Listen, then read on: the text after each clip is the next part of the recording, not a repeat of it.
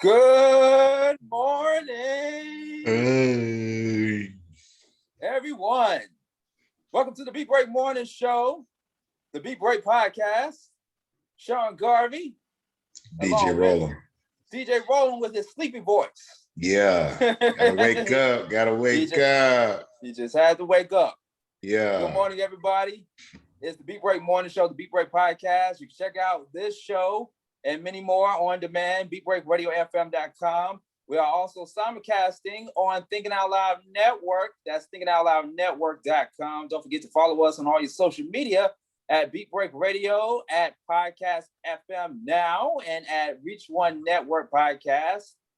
We got a great show for you this morning. We have a returning guest on the live line. We got a lot of stuff to cover, ladies and gentlemen. Plus, got a big announcement to make to all of our listeners towards the end of the program, just in case you haven't been following me at Sean Garvey ATL on Facebook, Twitter, and on Instagram. But I'll get into that major announcement towards the end of the podcast. DJ Rollin, man, how was your week, sir?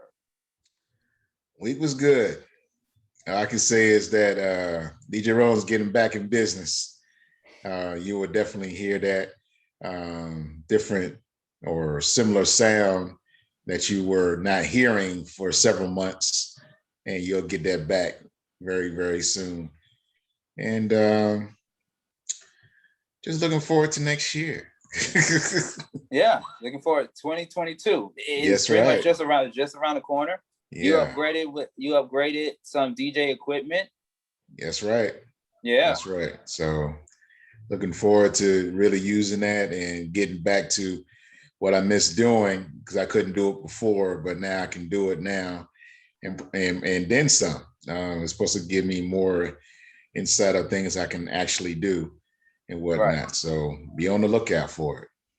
Okay, well, we're definitely looking out for that, man. My week has been both good and bittersweet at the same time. Let me get into the good part first of how my week has been. So if you remember DJ Rollin Offline a few years ago, back in 2016, the last album from A Tribe Called Quest dropped. You remember that album? Of course, because I bought it. That was that was the reason why I bought a CD. So you bought the album? Yeah. Okay. The name of the album was "We Got It From Here. Thank You for Your Service." Mm-hmm. The last Tribe Called Quest album. Right, with Five Dog on it. Just it was actually Five passed just when they finished it up. So when it was actually released, he already passed. So, yeah. He died the same year that the album dropped, because the album dropped later on in 2016. Exactly. Right. Yeah. We were talking about it offline about a couple of years ago, when after the album dropped, and I told you that I wasn't feeling the album at first. Right. Like, I'm one of those people that skim through an album and determine whether I like it or not.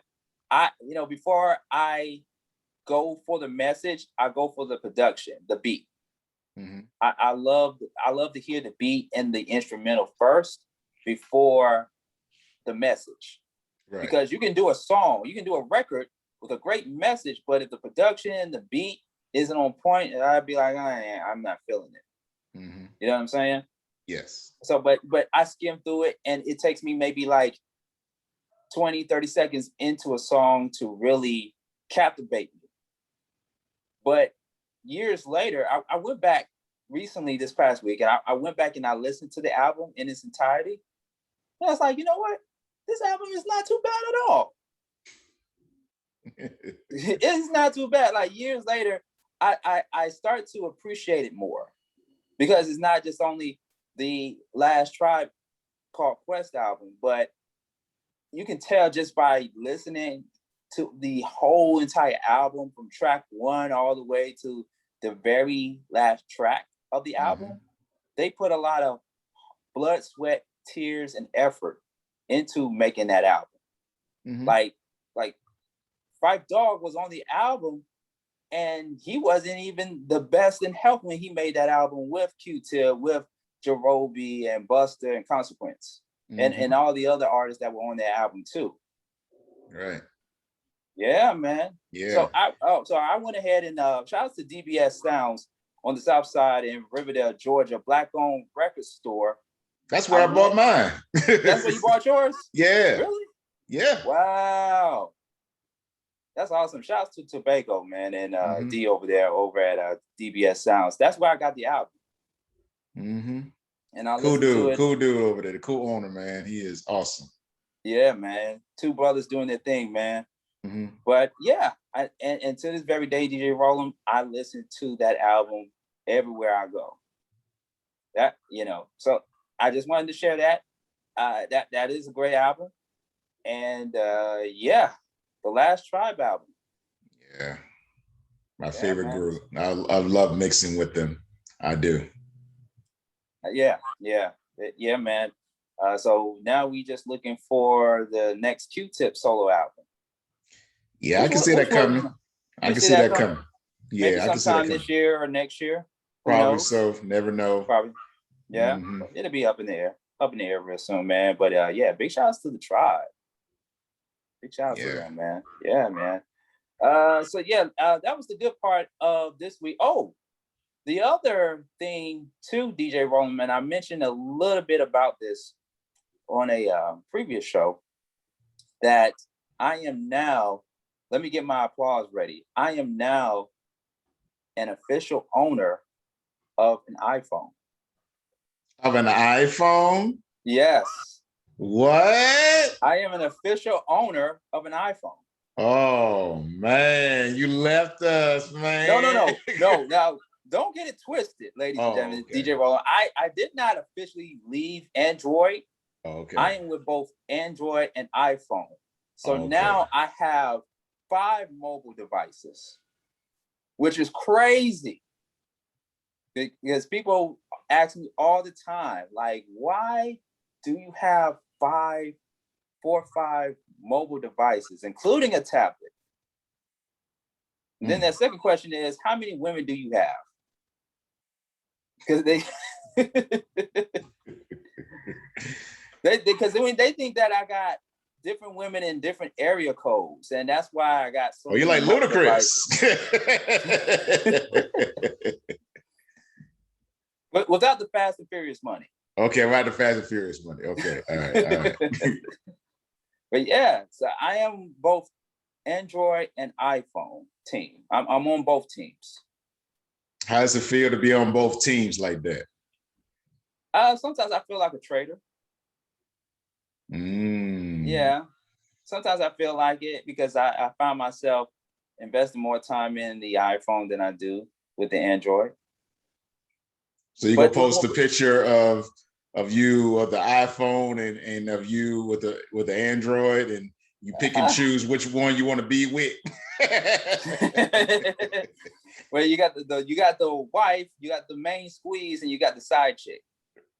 So which one? Everyone wants to know which one's the side chick. The iPhone. The iPhone. The iPhone's the side chick. Oh yeah. Boy. Okay. iPhone is the side chick, and the Android is my wife right now. Okay. All right. Yeah. Ladies, you hear that? Ladies, you hear that? I'm not that type of guy. I'm just not. I had to get iPhone. No, I went into the store, and this sales rep convinced me to get an iPhone versus Android, because originally I was going in there to get another Android phone, believe it or not. I believe it. I was going to get another Android, and it was for business reason, professional reasons. But the person in there who sold me the iPhone convinced me that the iPhone is an XR iPhone.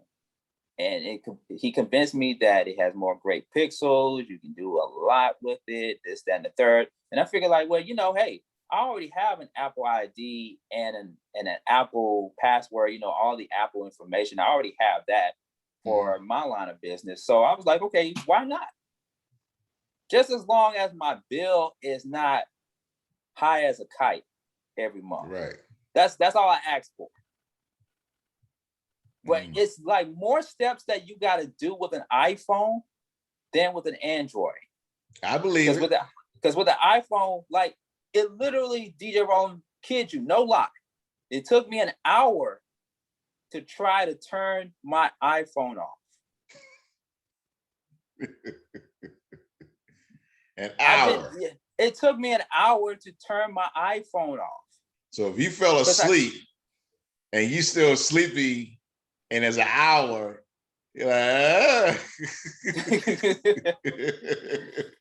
I'm just trying to turn it off. My iPhone. Yeah, I mean, I couldn't turn my iPhone off. I was like, what in the world is going on with this phone here? So I took it to the phone store to get it figured out. And this lady by the name of Octavia, she came up to me for assistance and she said, hey, how can I help you? I'm telling her, hey, I can't turn my iPhone off. And I know the people in the store were looking at me crazy because they were probably thinking in their minds, like, what in the world? He came all the way in here just to try to get somebody to help him turn his iPhone off. Like, didn't it come with instructions? But the manual, because there was a small manual inside of the package when I was given the iPhone, but they didn't word it correctly. I'm like, see, this is why Apple is doing too much. So the lady had to break it down to me on how to turn the iPhone off. I have to press the top button of the volume button, and then the bottom volume of the button, and then the other button on the other side of the phone to turn it off. Yeah. That's too much work, man. I'm trying to figure all that out. I'm like, just to turn it off. Yeah, just to turn it off. Which is a turn off to me. I believe it. That's a turn off for me. That's why I ain't getting one. But yet, it's a turn off to me. But she's still a side chick, though. The iPhone is still a side chick. It's gonna remain a side chick too until they learn how to do stuff right, man. So hey man, that's just what it is. But yeah, I got it finally turned off. So the person in the store showed me how to turn it off. So now I can turn it off without having to worry about leaving it on all the time and the battery goes dead. Right. Yeah, because I've had a lot of iPhone users. Most of my friends are iPhone users. That's probably one of the reasons why I went ahead and got the iPhone, because most of my friends are iPhone users. And some people that I work with come up to me and ask me if I have an iPhone charger, because the battery drains out quickly on the iPhone. Why are you shaking your head? It's not good, man. I'm like, for an iPhone, it's like it's trying to make you take over your life. And I heard about them, it burns your battery very, very quickly and whatnot. And to me, it's like you need it's a money thing. You got to get a battery charger. I forgot what it was actually called, but basically you have a battery charger, not the actual cord that you plug into a wall or anything, or even into a computer or some other USB device, but an actual battery charger that that it has so much power in it that it'll keep your phone charged if you know you're going to be using it a lot during the day. Yeah. And whatnot, until you get to a USB device so you can plug it in somewhere to keep it charged as it burns up. And I'm like, that's a money thing to me with iPhones. The Apple community to me is asking for a lot more money. Like, yeah, we'll give you this, but in order to really work, you're gonna need this. And if you want to really enjoy it, you're gonna need this. Right. So I mean, they're trying to upsell. That's what it is. Yeah. But but I make sure that I turn the iPhone off at night. You know why? Burns. Because not only that, because the iPhone is still a side chick. Oh yeah, so you gotta keep her in check. Gotta keep her in check. That's what it is. Got to turn it off at night because I'm with my wife. The Android, I keep the Android phone on. Yeah, I keep it on most of the day and at night. Got to keep the Android on. But the iPhone, I got to turn the iPhone off at night. Android rules the world. Yeah. Yeah. I know I'm not. I hope I'm not confusing people, because they listening and they're saying, well, why is it that you spend more time with the iPhone, Sean, than you do with the Android? Well, here's the thing, like I keep the Android on and I still use it, but it's like the Android doesn't see what I'm doing with the iPhone, I guess you can say. So it's kind of like, it's hard to explain. Okay, let me ask you this. Is the iPhone in the back pocket? I'm including. When you go on places, the iPhone is always in the back pocket. I'll just sit on my ass until I feel like getting your ass out. Pretty much, yeah. That pretty much. Thank you. Yep. All right, man. Let's get off these iPhones and Androids and all that for a moment, man. Don't forget, by the way, speaking of Android and iPhone, you can still download the Podcast FM app to your Android and iPhone devices. All you have to do is go to beatbreakradiofm.com to download the Podcast FM app to your Android or iPhone. I see somebody got it. Bam! There you go. Our guest got the iPhone there, the Apple. He got two, not just one, but two. Ladies and gentlemen, let's go ahead and bring him on. Before you bring him on, I gotta say this. I'm here. Yeah, we got Adrian Davis. I don't need no apples. I don't need any apples. I was a good fruit, but I don't need it. Adrian Davis got two iPhones and he just showed it to us. All right, wait, okay, they look like Pro Maxes to me. That's what they look like. Are they the Pro Max kind? They are. Wow. 11 Pro Max and a 12 Pro Max. Wow. Okay, fancy. Listen, Apple is everything, and we know it. We know it. I've been an Apple person since iPhone came. I've been an iPhone person since iPhone was originated. I had the first iPhone. I've had everyone since then. I recently, DJ Roland, tried. The reason why I have the 12 is that I recently tried to have an Android. I got that Galaxy Note 20, whatever it's called, whatever the most recent, whatever they rolled out. And the interface is trash. The user friendliness, come on, like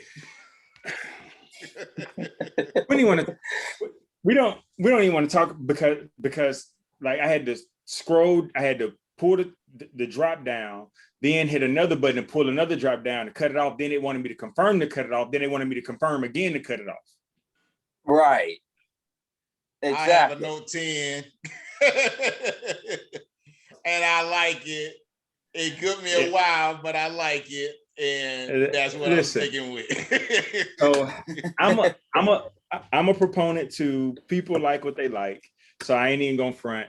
I have Apple everything. I have Macs, I have iMacs, I have MacBooks, I have iPads, everything's Apple. Everything's Apple. So all things Apple.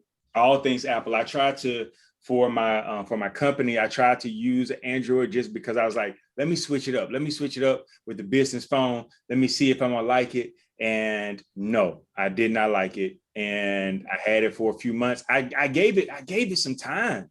It wasn't like, like get it up out of here. It was like, I'm gonna give it some time. I'm gonna sit with it. I'm gonna try to utilize it. And then, man, just texting in green. I just don't. It ain't for me. It ain't for me, man. I appreciate y'all. It just ain't for me.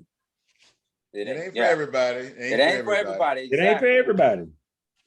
Yeah, that's why I'm still with Android, just in case. Just in case you can have your cake and eat it too. I'm just saying. When it comes to phones, when it comes to phones, ladies and gentlemen. I'm sorry, I'm still using the wife and side chick analogy here, but I wanted to show you something that's dope. I can't show the iPhone that I recently purchased because I'm using it for Zoom, but let me show you guys something that I also purchased as well that I thought was really dope. I saw this online and I told myself, I got to get it. I got to get it for one of my Android phones. So I'm going to show it up to the screen here and show you guys this. Bam. That is dope. It's an That's 80s. nice. It's an 80s hip hop cassette tape. It's an image of an 80s hip hop cassette tape, but it's a phone cover for the back of my Android phone. That's dope. I Yeah. like that. Yeah. I'm telling you, I will fool a lot of people just by laying it on the table face down. Someone will come by and look at it and be like, that is one big cassette tape. Like, who still has that in 2021? Like, yeah, you know that's a cell phone, right? Yeah, man. Yeah, you can't get this in the store. You have to order it online. Makes me want to get one because I'm like, that's a dope cover. I like that.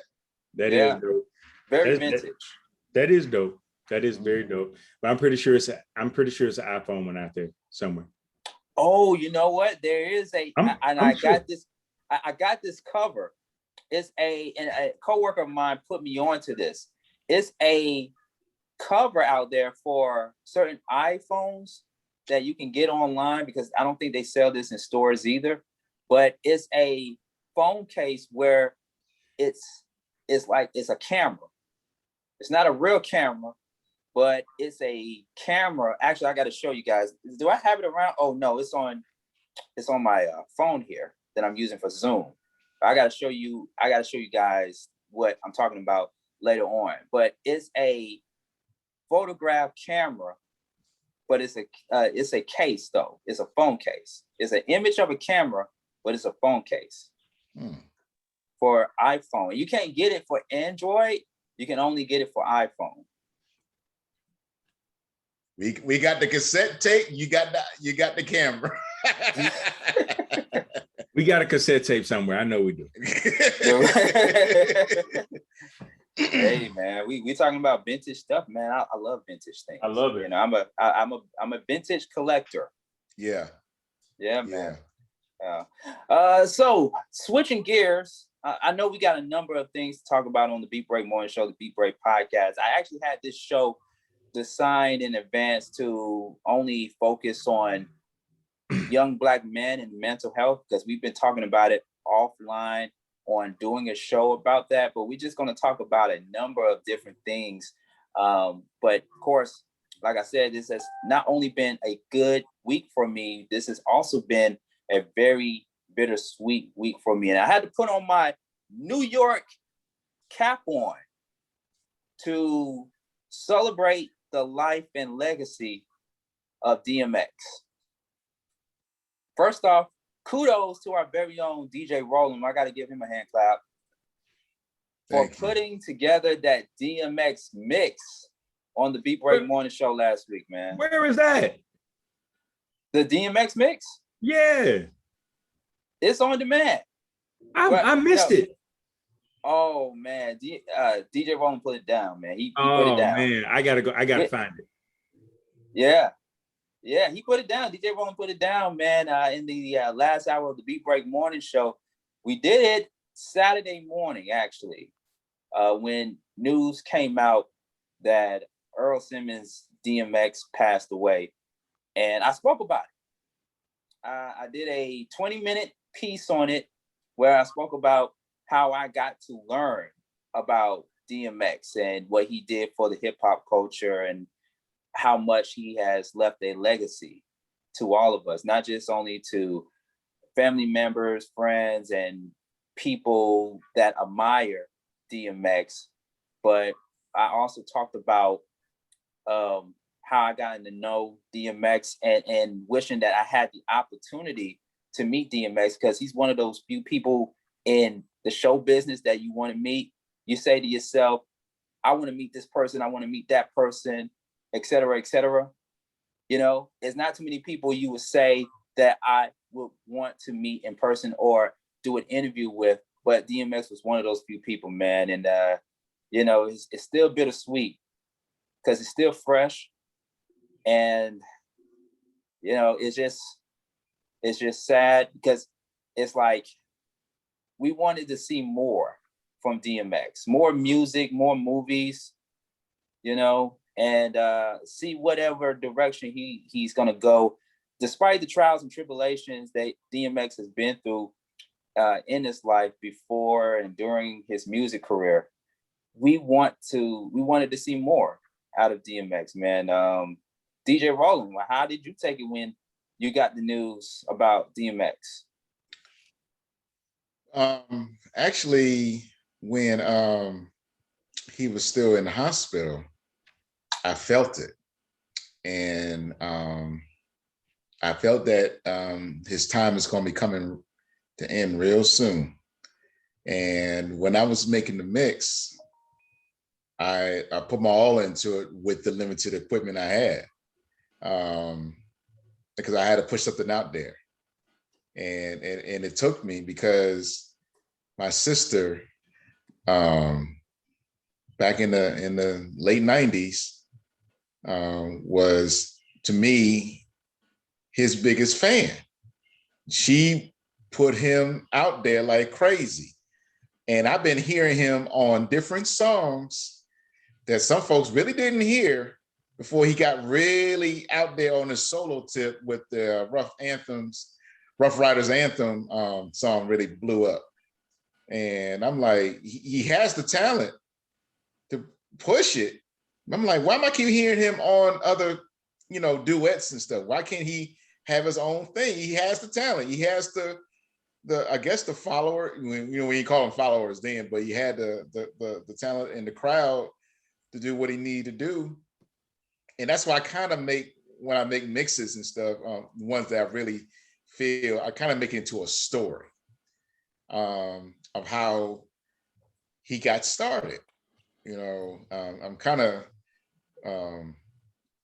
verbally just saying what the mix is really about, is basically how he came out. And in one of the first songs he came out as a duet was with Aaliyah. And Aaliyah, back in One Piece. Yeah. From off the Romeo Must Die soundtrack. Exactly. That. Mm-hmm. That was a great collaboration. Yes, very, very. And that's why I had to start off with that. And he did some other collaboration with other artists. And the one that we did talk about that finally won a Grammy, Nas. So that's why I even let the Nas lyric stay in that song. Even though I could have cut it, but I didn't, to understand that, wow, he really worked with a lot. He did work with Jay-Z and all that. So that's why I wanted people to he really did do some work. Now it's time to bring him in and whatnot, and did what I did and all that.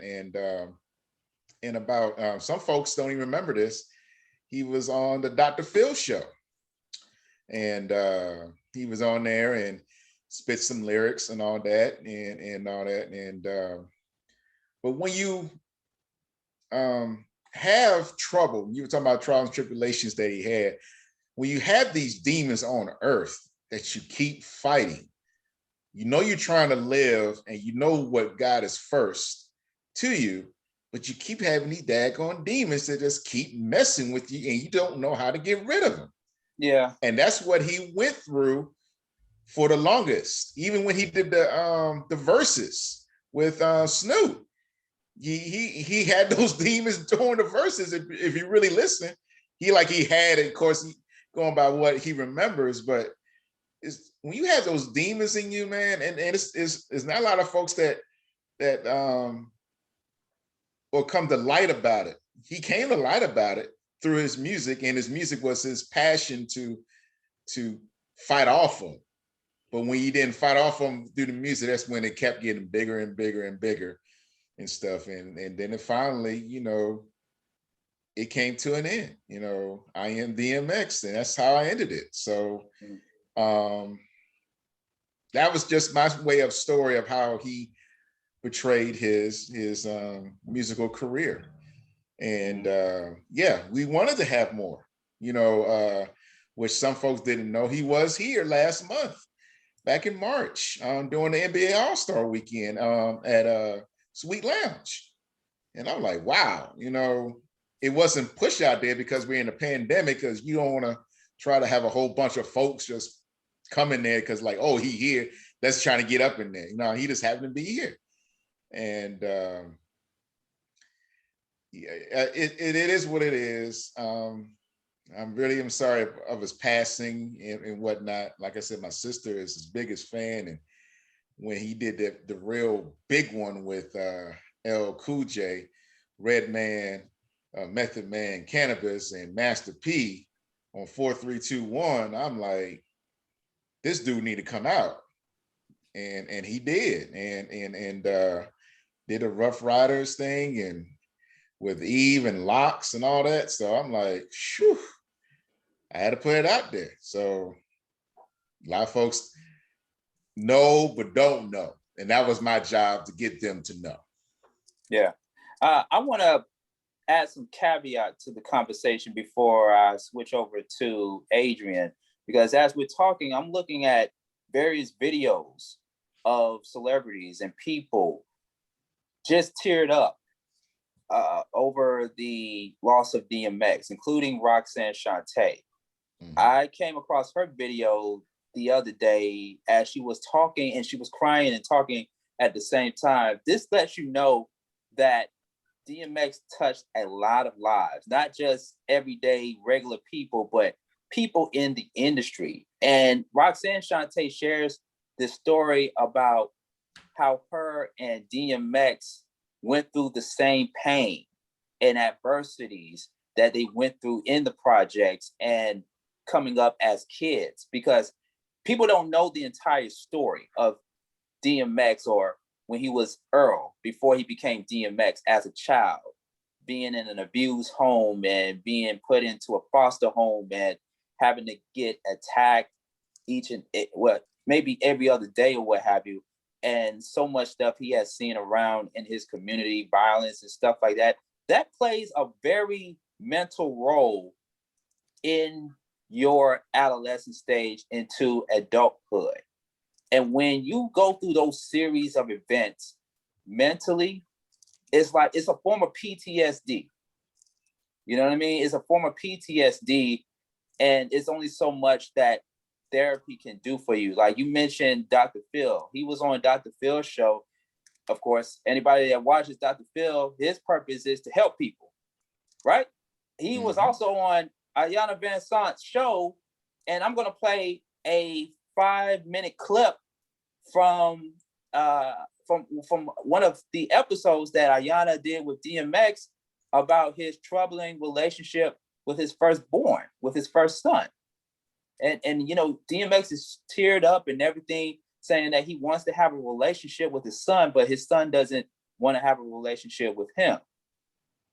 So all these different things that DMX has went through, from being a child to being an adulthood, is like he was able to put all of that into music. And that's why so many people that have been fans and listeners of all the content that DMX has put out over the years is relatable.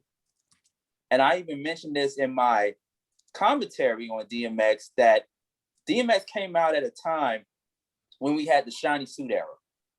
Bad Boy, Diddy, you know, even down south where we had Cash Money. Yeah, we had right. You had Cash Money and, you know, No Limit. Like all these labels were popping off, talking about money and bling bling and all that other stuff. DMX gave you the real because he came from that environment. He came from this part of the culture where he wanted to use this particular platform called hip hop to express his pain and adversities and challenges that he'd been through. And not only that, he was just a rapper out of Yonkers, he was a poet. So the stuff he was saying in his music, it was poetry to a lot of us.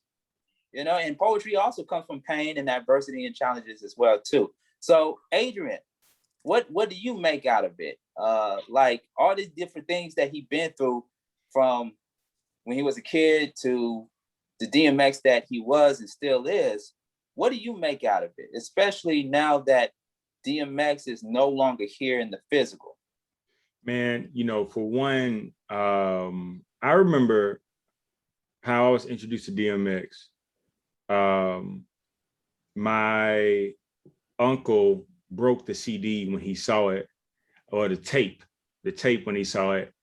because he had, he was coming out the blood, and and then he was like, that's the Antichrist. It's dark and wait, now you talking about it's dark and hell is hot, or it's dark and hell is hot. Okay, it's dark and hell is hot. All right. Yeah. And man, but I was a DMX fan. I loved his rawness, but I'm gonna say this, man. Like what hearing his story, of course, not knowing everything, just hearing the background of what what we've watched, what we've kind of learned, what has been put out there. Man, it was challenging because some of those things and some of his demons I have fought. And so for me, it became personal hearing that stuff, because I dealt with a lot of stuff as a young man, as a young boy growing up. And then to see him kind of like, hit this pinnacle and this plateau, it kind of showed me like, yo, it doesn't matter what happened to you. It's the fight that's within you that allows you to keep going, and you can make something of it. But then also now looking at it, it is the sustainability after we reach a certain place that we gauge or fight and continue to war within these mental battles and these demons and so forth and so on, that we don't succumb to them. And I think that, I've heard different stories about the cause of death, heart attack, drug overdose, whatever the case. I don't know if it was I don't know if it was drugs that led to the heart attack, whatever it may be. But we just know that, there was some trouble there, with him. But man, at the end of the day, for me, how it hit me was I looked at DMX as someone that persevered, someone that came out the mud, someone that was a fighter, someone that had a story of not just your I hate to use the word typical, but not just your typical rap guy story. Like I was on the corner selling drugs and daddy wasn't home. Like, no, like foster care, abuse, like, what I'm saying? Like that narrative. So it spoke to me because I was molested, I was raped, what I'm saying? So like, it allowed me to be like, oh, there is somebody that can relate to this story. You know what I'm saying? Like, you like within me, because a lot of times you just don't hear that. And not because it's not happening. I just think it's because it's not celebrated or it's not put on Front Street, this particular narrative or this particular story. And then also a lot of people don't want to talk about that because, it may open up certain things of questions or whatever the case may be. Yeah. But man, one of the things, man, I just want to, it was like when I got the news, death now does something to me, man. And I hate at times that it does. But I don't, like, a lot of times people are like, well, y'all didn't even know him. Like, come on, like, like, come on, like, please miss me with all of that. Like, we only can grieve people we know. Like the world grieved Kobe. We knew him. We watched him. Yeah. You know what I'm saying? Like, we listened to DMX. We watched his stories. We followed the music. What do you mean? Like, people grieve Prince. People grieve Michael Jackson. You see what I'm saying? Yeah. Like, yeah. I mean, like when people say these insensitive things as if like people connect to music, like being a former pastor, man, like people automatically equate just if we're singing about gospel that's singing about God, that's gospel. I firmly believe you don't have to mention Jesus' name and God's name for it to hit your spirit and hit your soul. There have been plenty of songs that I done listened to that was a rap song or that was an R&B song that hit me somewhere and I done broke down, like, and I had to man up, like, man, get it together, man. You know what I'm saying? Like, man, the first time I heard Song cry, I was like, man, Jay need to get off his. But man, like, but but somewhere we connect to this music and we connect to that artist, and we feel like that artist is utilizing their platform to speak our narrative.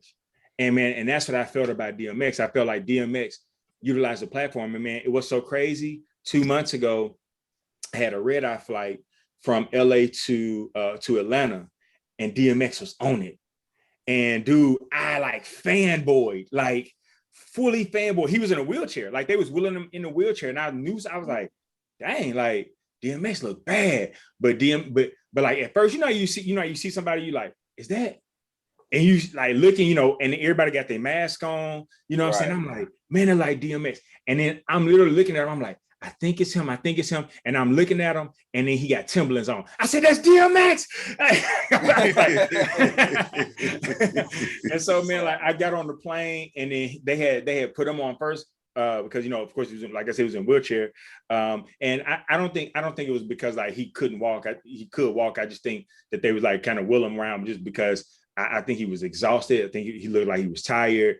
And I just think like he just didn't want to walk through the airport, if I'm honest. Right. And so, man, when I got on the plane, like I spoke to him, and he was like, what's up? I was like, I'm like, dang, do I want to ask for a picture, but it's COVID, you know what I'm saying? Like, but man, like even in moments like that, man, you just feel like you see a superhero in a certain aspect, you know what I'm saying? And not a superhero as in perfection, not in perfection. You see a superhero because they spoke your story, and they were not afraid to like I don't know how many men could feel that, oh, I can talk about being molested or being this way because I seen a man's man do it. DMX was a man's man, dude. Yeah, he is. And one key word you just said just now, superhero. He was and still is a superhero, not just because of his music, but because DMX was an approachable guy. It's not too many celebrities that you would go up to ask for a picture or autograph or whatever. Like DMX just wanted to be treated like a regular person. You can't just go up to an artist like a Busta Rhymes for a picture. You can't go up to Jay-Z for a picture or Mariah Carey for a picture. It's like you got to go through 10, 11 different people to get an autograph or a picture of your famous celebrity hero or inspiration, whatever you want to call it.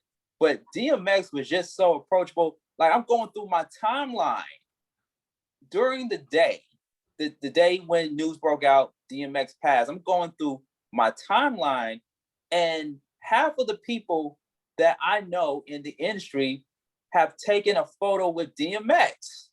And it's like, oh my God, I'm so jealous right now.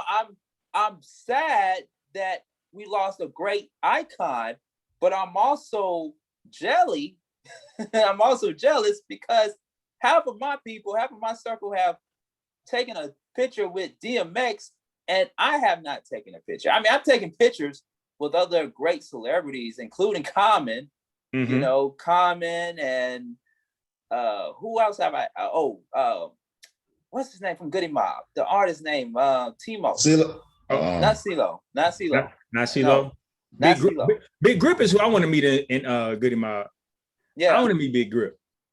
That was my guy. I want to meet the entire group, not just only one person from Goody Mob, but the entire group.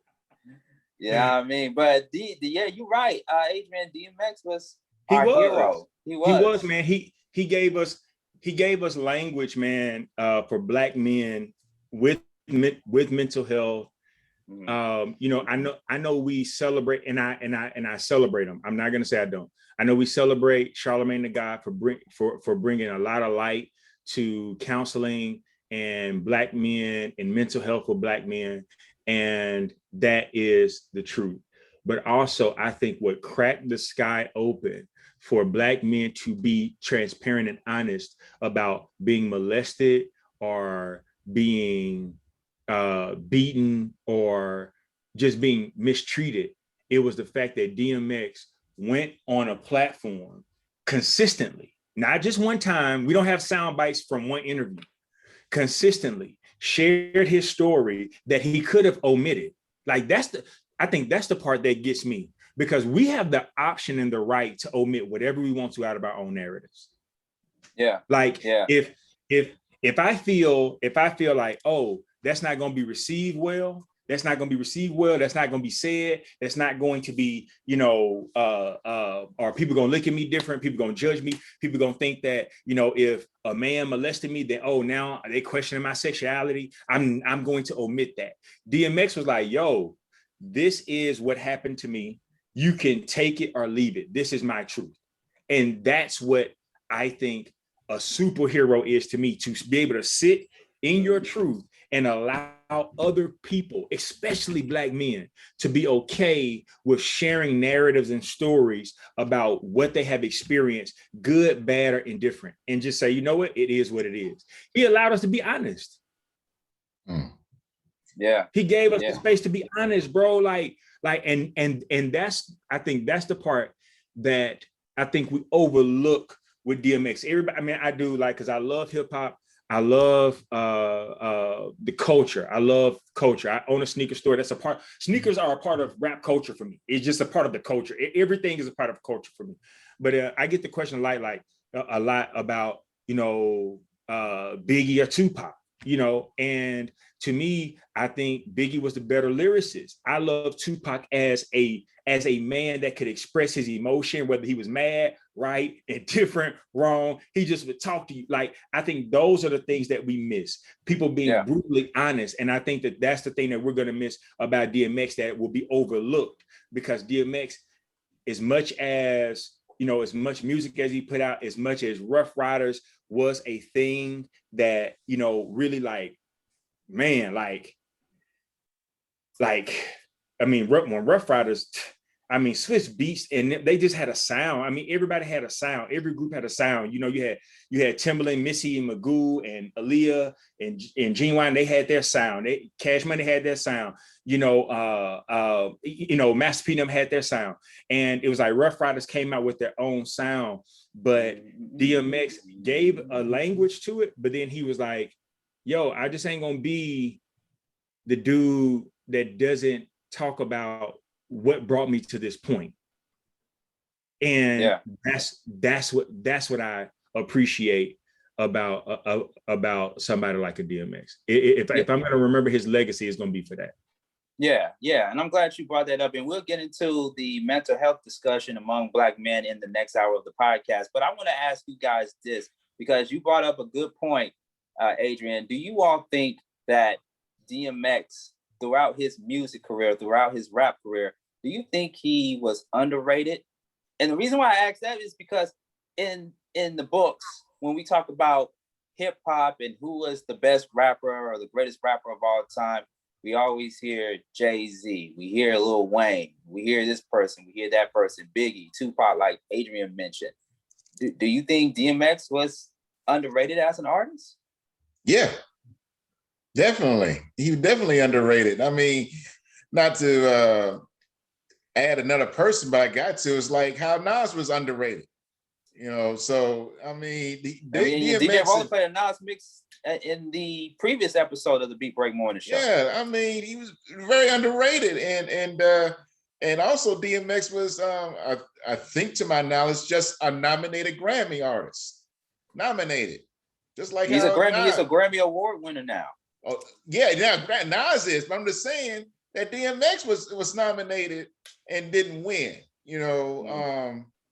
And he could have won himself and whatnot because of his, what people always look at, your personal life outside of the music, that has a big, thing on in the front of, since he had all these demons going on, like, nah, we'll nominate him. We ain't gonna give him the actual award because he got all this negativity going on. Well, I mean, Eminem talked about his mother in several songs, and he still won Grammys. What color is Eminem? Bingo. I knew you were going to That's why. I knew you were going to If a black person talks about their mother like that, man, nah. And he brought up a good point. I mean, a lot of folks, and how many white folks really would put that out there and be a musician, artist, out like the way DMX did.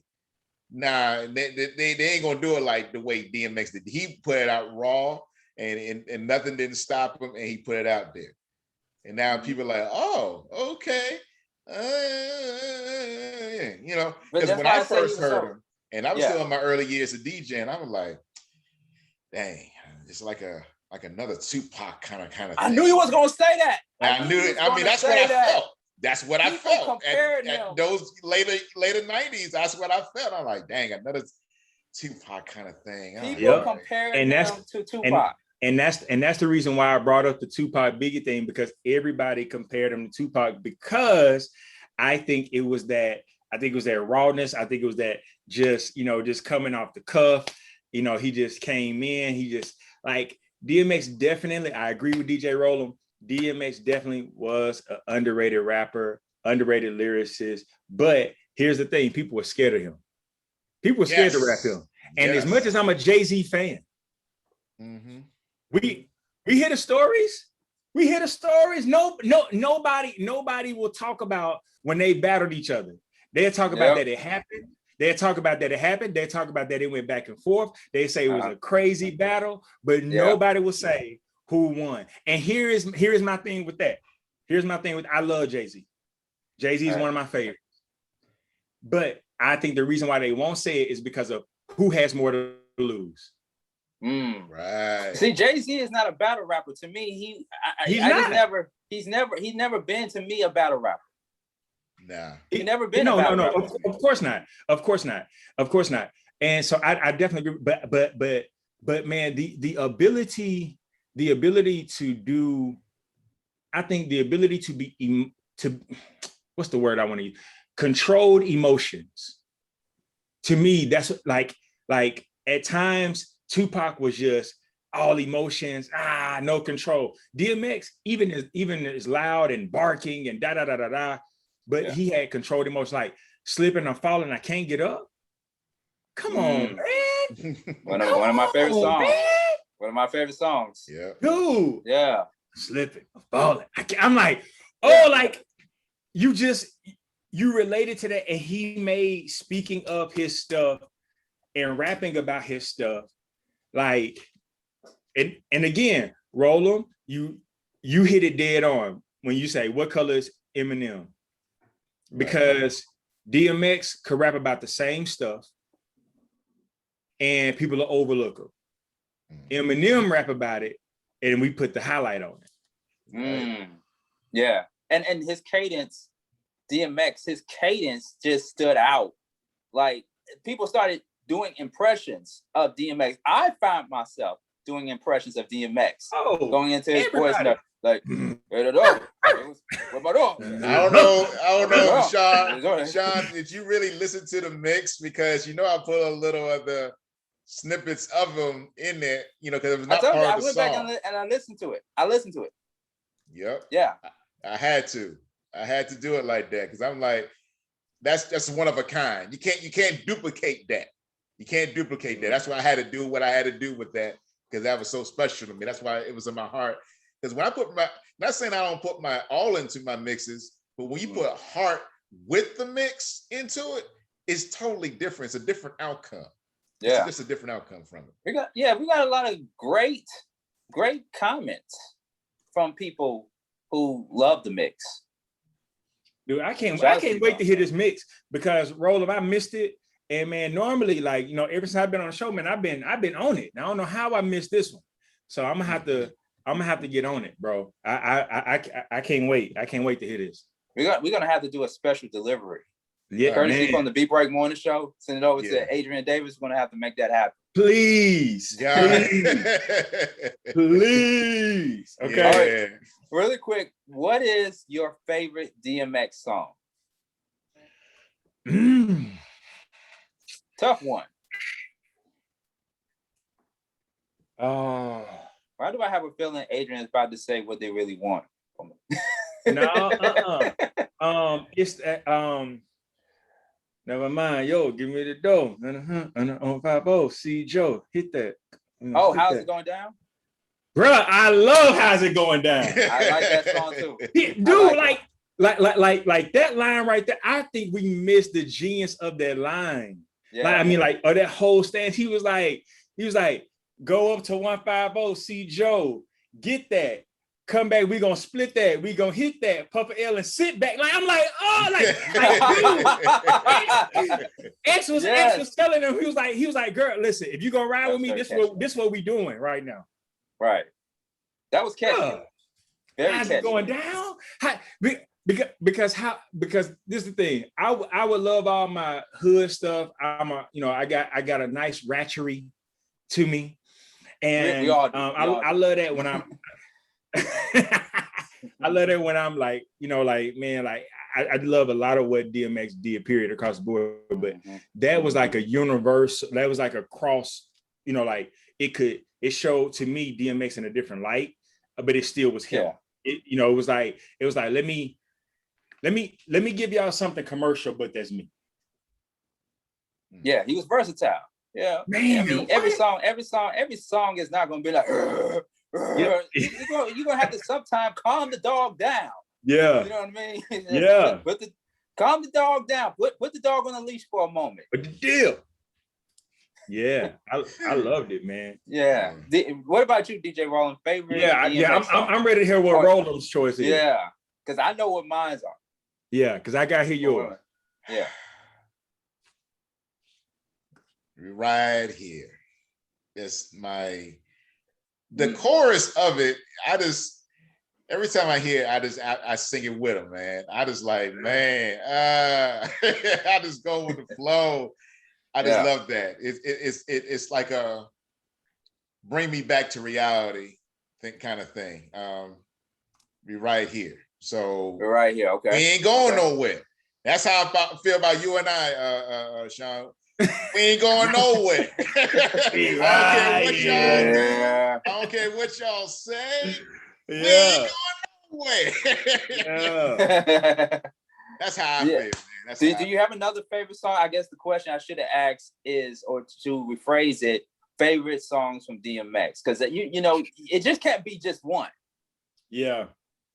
Now, all right. So of course, man, the Rough Riders anthem, that dun dun dun dun dun dun dun, like when you heard that, and then but here's the mind-blowing thing: the stop, drop, shut them down, open up shop, but then it was like that was hidden. Then you come back, my dog's going up, like with the remix, and then the remix was crazy. And it's like the same person. So like that joint, man, it's so many from DMX that I really, really, really liked. But like to summarize, like Hell is Hot for me, like that album, I just love that album. I think the first album is the best, in my opinion. Yeah. First, out of all the albums, it's the best. Yeah. I agree. Yeah. I agree. Just like Nas Illmatic. Oh yeah. Yeah, just like Nas Illmatic. Some of the albums were great, some of the albums were good, but it did not top Illmatic. Just same thing with DMX. DMX has made some good albums, but the first one is Dark and Hell is Hot. You can't top that. Right. Can't top that. Speaking of It's Dark and Hell is Hot, I'm with you on How Is It Going Down. I actually like the other version with Faith Evans on it. Oh yeah. Because on the It's Dark and Hell is Hot, it doesn't have Faith Evans' verse on there. It does not. It does not. Nope. Which is crazy to me. Yep. I wonder why is that though? Probably DJ Roland, do you know? Probably a label thing, a management thing. I was gonna say that. That's probably what it is from there, because Bad Boy was still hot at that time and whatnot. So even though Biggie already passed and whatnot, it was still hot because that's what Puffy was doing. And he still had royalties with Faith and all that stuff. That couldn't just put it on the actual album. You could put it on a single. but not the actual album. Okay. Well, I guess that makes sense. So how's it going down? To me, of course, hands down, Get At Me, Dog. Get At Me, Dog. Get it? Yeah. His first radio single. Yeah. Get At Me, Dog. I mean, he literally said, "We're gonna take it back to the streets, mother bitch." I mean, that's exactly how it starts up. Get at me, dog. Get at me, dog. If you're not careful, bro, you just smack somebody just off reflex. You just smack somebody. just because. Just like, because did I just get slapped? Yeah, like you be listening at the airport just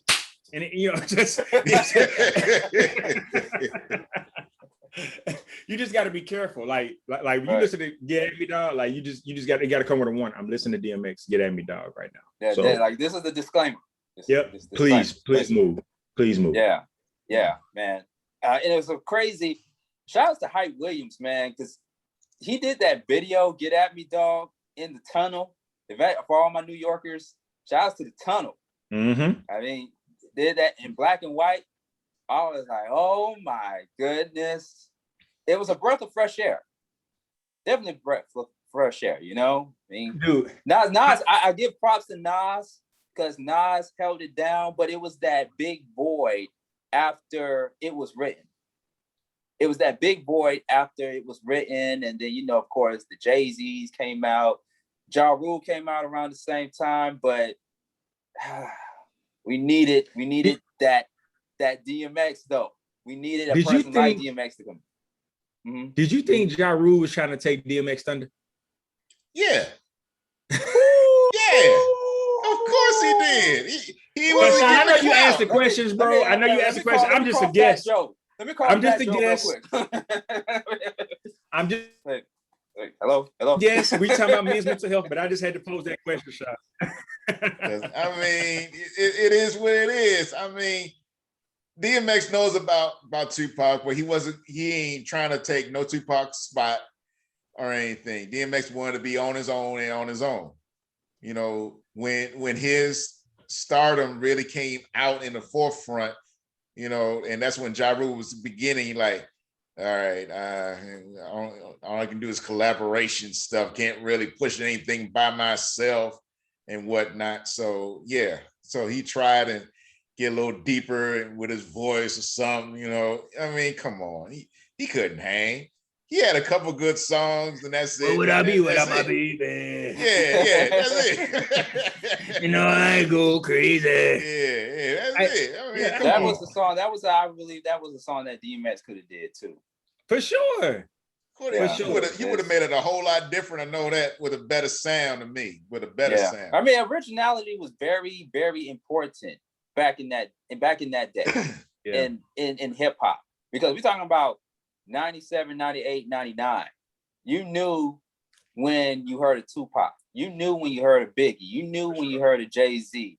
You knew you heard a Raekwon. You knew you heard a Method Man, Redman, Ghostface Killer. The list goes on and on and on. You never heard an artist sound like another artist. Nowadays, that's another episode of Beat Break right there, man. Because I'm like, hey, man. Hey, yeah, man. Just being real. What's your originality? And another song. You don't have the same DJs. You know what I'm saying? You don't have the same DJs. Why in the world you gonna have all the same daggone artists? Just being real. Hey, man, it is what it is. And my last favorite song, one of my favorite songs from DMX before we transition, is What They Really Want. Oh, yeah. Featuring Cisco. What They Really Want. Cisco ain't got them all. I know he don't, but he killed. Like, that collaboration was everything. And every black man has asked that question. What they really want. Every black man. We still asking that question, ladies and gentlemen. To this day. Hey, does not follow from the last week's episode. To this day. Great translation. What Deontay Wilder say? To this day. Great translation. Hey, man, WBS 87 FM Atlanta, Reach One Network, a Reach One communication station. And we are also simulcasting on thinkingoutloudnetwork.com. It's the Beat Break Morning Show, the Beat Break Podcast. Sean Garvey, DJ Roland with our special guest, Adrian Davis, on the live line with us. And we are just shooting the breeze. We're touching on a number of different things right here on the Beat Break Morning Show. We usually stick to one topic, but we're talking about a number of different things because a number of different things has happened over the past few days. And since we're talking about what they really want from a person, to recap from the morning show episode we did on Women Don't Like Nice Guys, DJ Roland, Adrian, I have gotten, since that episode aired, I have gotten so much criticism. and I wonder how y'all didn't call me for that episode. That's what I'm wondering. How y'all call me for the mental health? All I'm saying is, I'm sorry. Sean, come on. Hey, I'm sorry. Hey, we got you next time, Adrian. Look, hey, listen, we had so many people. We had so many people on the live line. Shout outs to Steven, shout outs to Star Kells, Just a Touch of J, Tamiko Drummond was on there. Also, shout out to Dynasty Smith. She wasn't on the live line as we were talking about this particular subject, but it got heavy. It got heavy and intense on the show there. Oh, I forgot one other person too. I did say we had a lot of people on the live line. Gavin was also on that particular episode too. And yeah, I mean, it stemmed from a joke that comedian Chris Rock did in the late 90s, where he said that women don't like nice guys, and he gave his explanation in the most funniest way he knows how. And I want to clear up some things because I felt like, DJ Roland, I felt like I didn't say everything I wanted to say in that episode because I was letting everybody talk. Like I said, it was a lot of people on the live line. I put in my 2 cents in the conversation, but I wanted to just kind of clear up some things because, like I said, I got feedback from people that listen to the show, and there were some people that agree with what I said. Some people disagree with what I said, and that goes for everybody that was on the morning show last week. So, I mean, DJ Roland, let me clear up some things real quick, okay? Because some people got confused about the whole nice guy thing, right? And we living in a time right now where I feel like, in my honest opinion, nice guys still finish last. And it's always been like that. It has. But when I say nice guy, right? When I say nice guy, because I made it perfectly clear when I was asked by one of the guests who was on the show last week, what is the definition of a nice guy, or what is a nice guy? Who is a nice guy?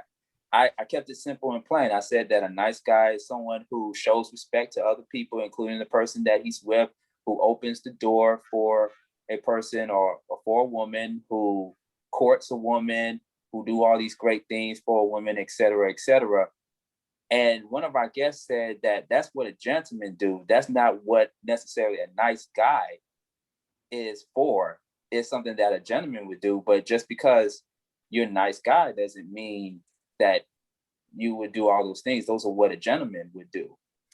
But let me just clear something up here, because I've been saying this, that women have said that they just want a nice guy, right? And then when they meet a nice guy, I'm always that whole thing, you get what you ask for, right? When you meet a nice guy, you kind of be like, oh, okay, you're trying to find what is wrong with this person. There's got to be something wrong. There's got to be another layer to this thing, because he seems so good to be true. Adrian is clapping his hands in the background that he can't wait to put in his 2 cents, right? So I'm just celebrating your wisdom, brother.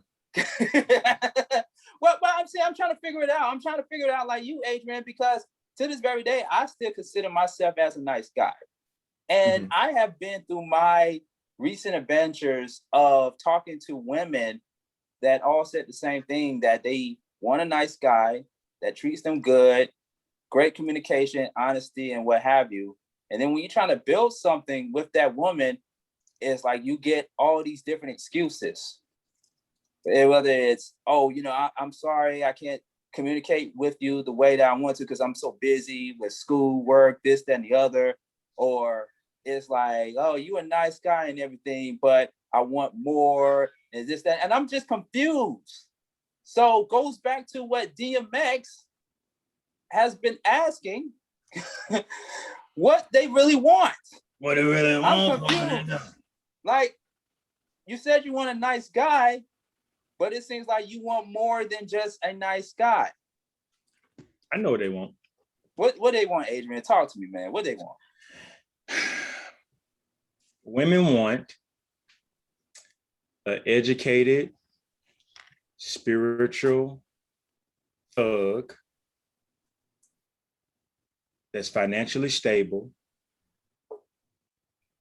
a hint of mentally crazy and controlling, slightly a little jealous, and amazing provider and protector. They want all of those things wrapped up in one man.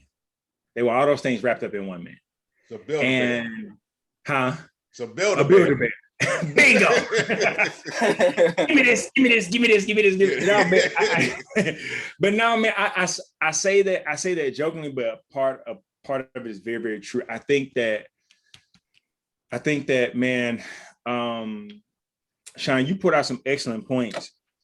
I don't know if I can. I think I consider myself a nice guy, right? And sometimes more nice than I want to be. And when I say that, I really could be an a-hole if I wanted to, but I'm not.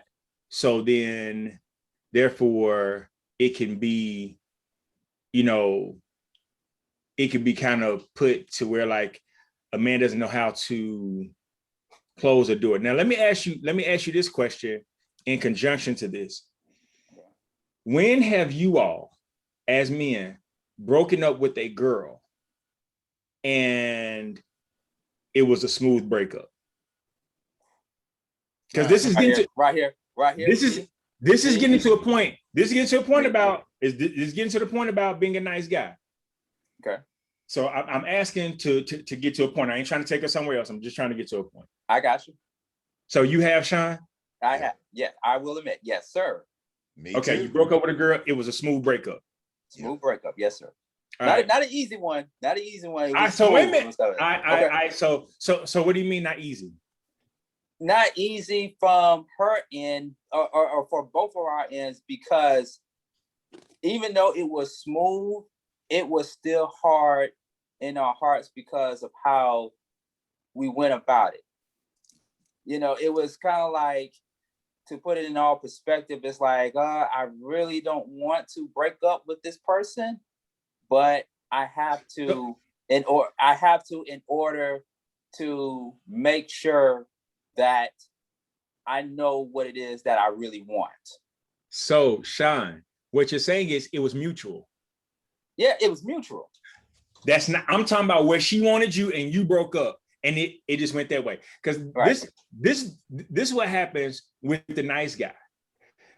The woman finally realizes, I want the nice guy. The nice guy then exuded all of his effort and energy trying to prove he a nice guy. By the time he get her, he's like, you know what? I'm tired of trying to prove to you. Y'all get together, da. She's still looking for the flaws, highlighting every little thing that could be possibly wrong. And I'm not saying this to everybody, because I know everybody gonna be like, that ain't for real, and that ain't no, it's not every story. I'm just saying. And then if a guy, I mentor a lot of black men. I have not met one black man that said he broke up with a girl that still wanted him and the breakup went smoothly. Until the breakup doesn't happen until she decides that they want to break up.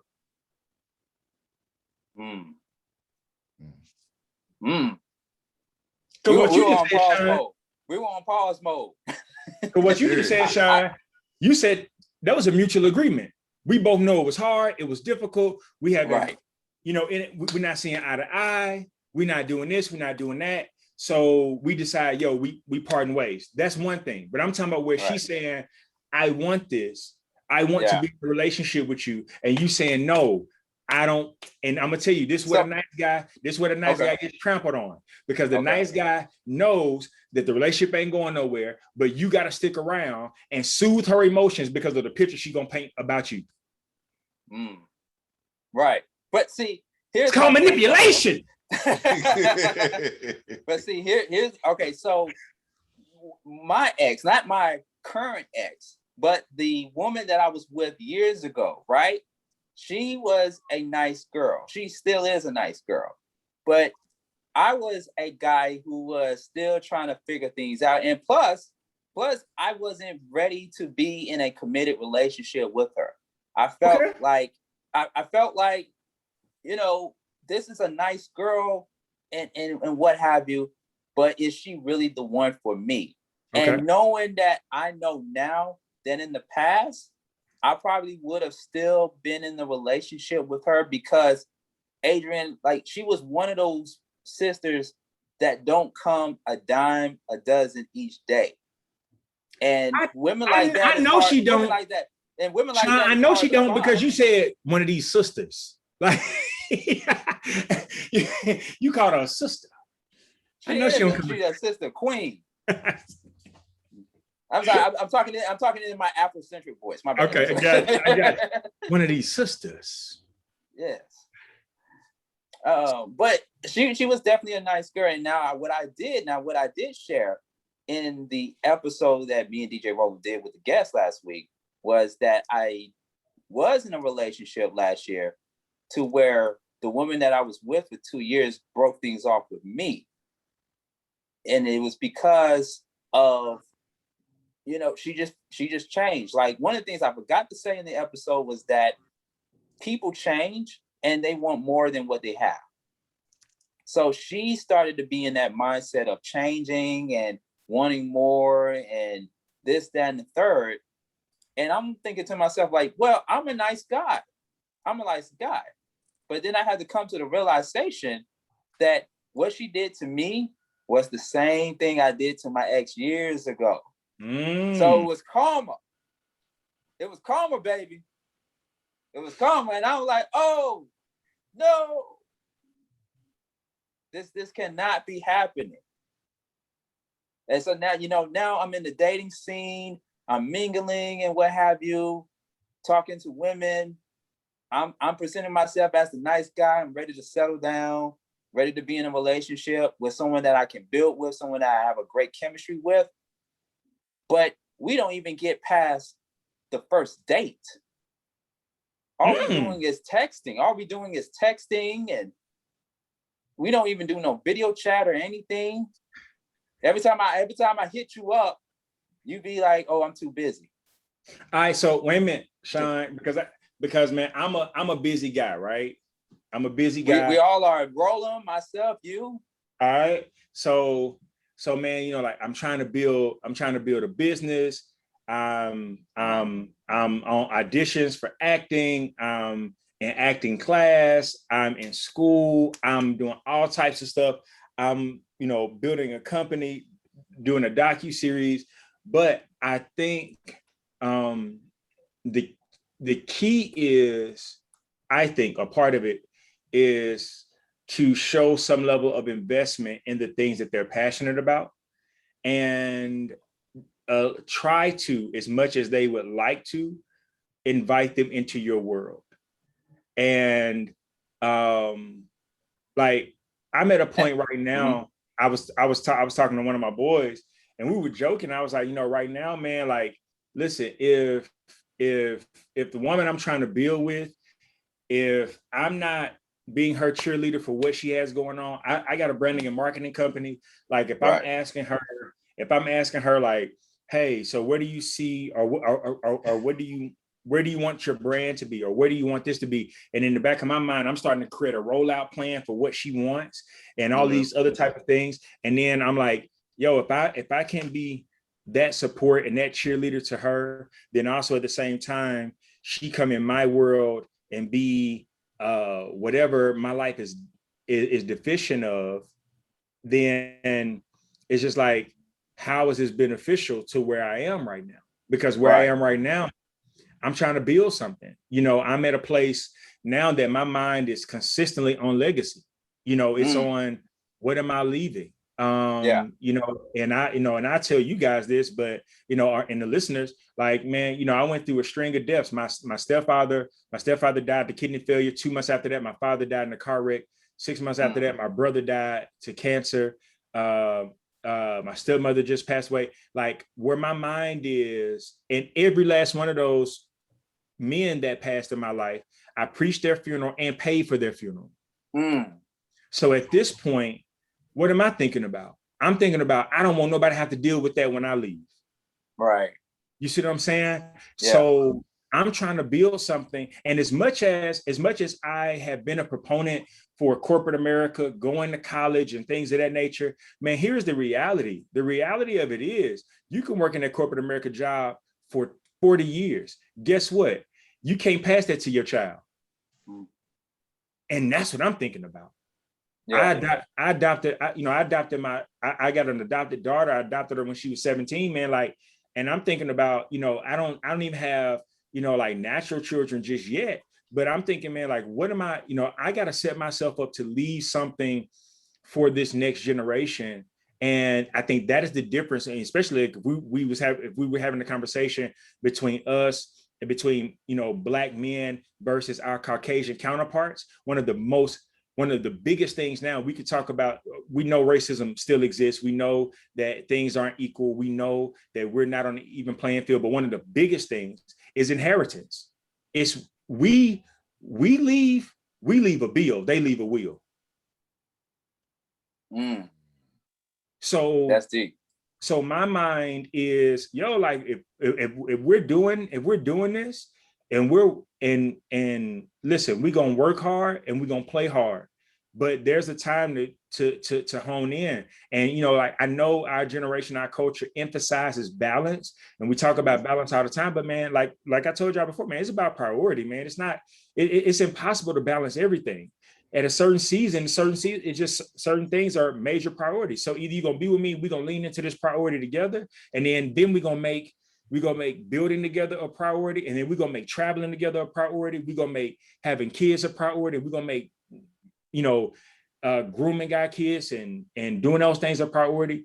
But at the end of the day, man, like, if we're not building together and we're not adding value to each other, then what are we doing? Right. Yeah, exactly. And see, what I was going to say, and you made a very great point too, Adrian. What I was going to say was, I don't want to be single and now I'm here. I'm at that place right now where I'm fully established. I got this thing going on, boom, boom, boom. And then here comes somebody that I had tried to get with in the past while I was in the building stages. And you was like, oh, I don't have time right now. I got stuff to do. But now I'm on this Byron Allen level. I'm on this Tyler Perry level. You now want to come in and be like, hey, like, no, we're not building. Back then, you didn't own me. Now I'm hot. They all on me. Thank you. With Mike Jones. and that's why I'm having the issues that I'm having in the dating world right now, because I have tried to bring some of the women that well, here's the thing. I'm not a serial dater. So I like to focus on one person. If me and her don't work out, it's on to the next, right? I hear you, Sean. So, you know what I'm saying? I'm not a player. I'm not a player no more. But I have tried to, this one woman that I went on a date with and what have you, I tried to bring her on the podcast. She didn't want to come through. So I was like, okay, it is what it is. I just kept it moving, right? But at the same time, when I get to that level, when I get to that $1 million level, baby, which we all are on this live, when we get to that $1 million level, don't be like, okay, I want to be on your podcast now. Like, nope. You had your chance. Nah, I mean, listen, Roland, chime in with this before I say something else, because Roland, I want to hear. Roland, what's your what's your take on it? Because man, like I think that I don't necessarily think that nice guys always finish last, but I do think nice guys are oftentimes overlooked because we're not overbearing. Because they said that, one woman said in the live last week that nobody doesn't want to push over. That's what I mean. Wasn't that Star who said that? That was, I think that was Star Kells.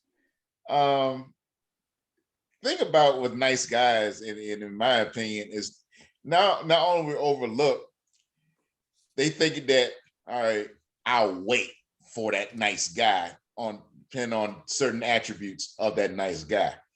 I want to have all this fun. I want to live on the edge and all that stuff. And when I'm tired of it, that's something to settle down to. Like they put out memes of, they didn't want to be with a guy like me and Sean, or even you back in the day, but I had enough of these roughness, all this and that, blah, blah, blah. Now I'm ready to settle down. Now, if we are available and if we like you, and depending on if, you don't seem to be no trouble, then we'll think about it. But it all depends, because I know I met a bunch of women who I wanted to get with back in the day. They didn't want to get with me. Now I'm older and all that stuff, and like, oh, we can try to go on a date. I think you're a nice guy. You were a nice guy back then, and all that. And I'm like, man, this is a bull. But Roland, do you give him a chance? Years ago I did. I mean, I'm engaged now, son. I mean, I ain't gonna do the ship has sailed. Make no bye, ladies. But that's what I saw.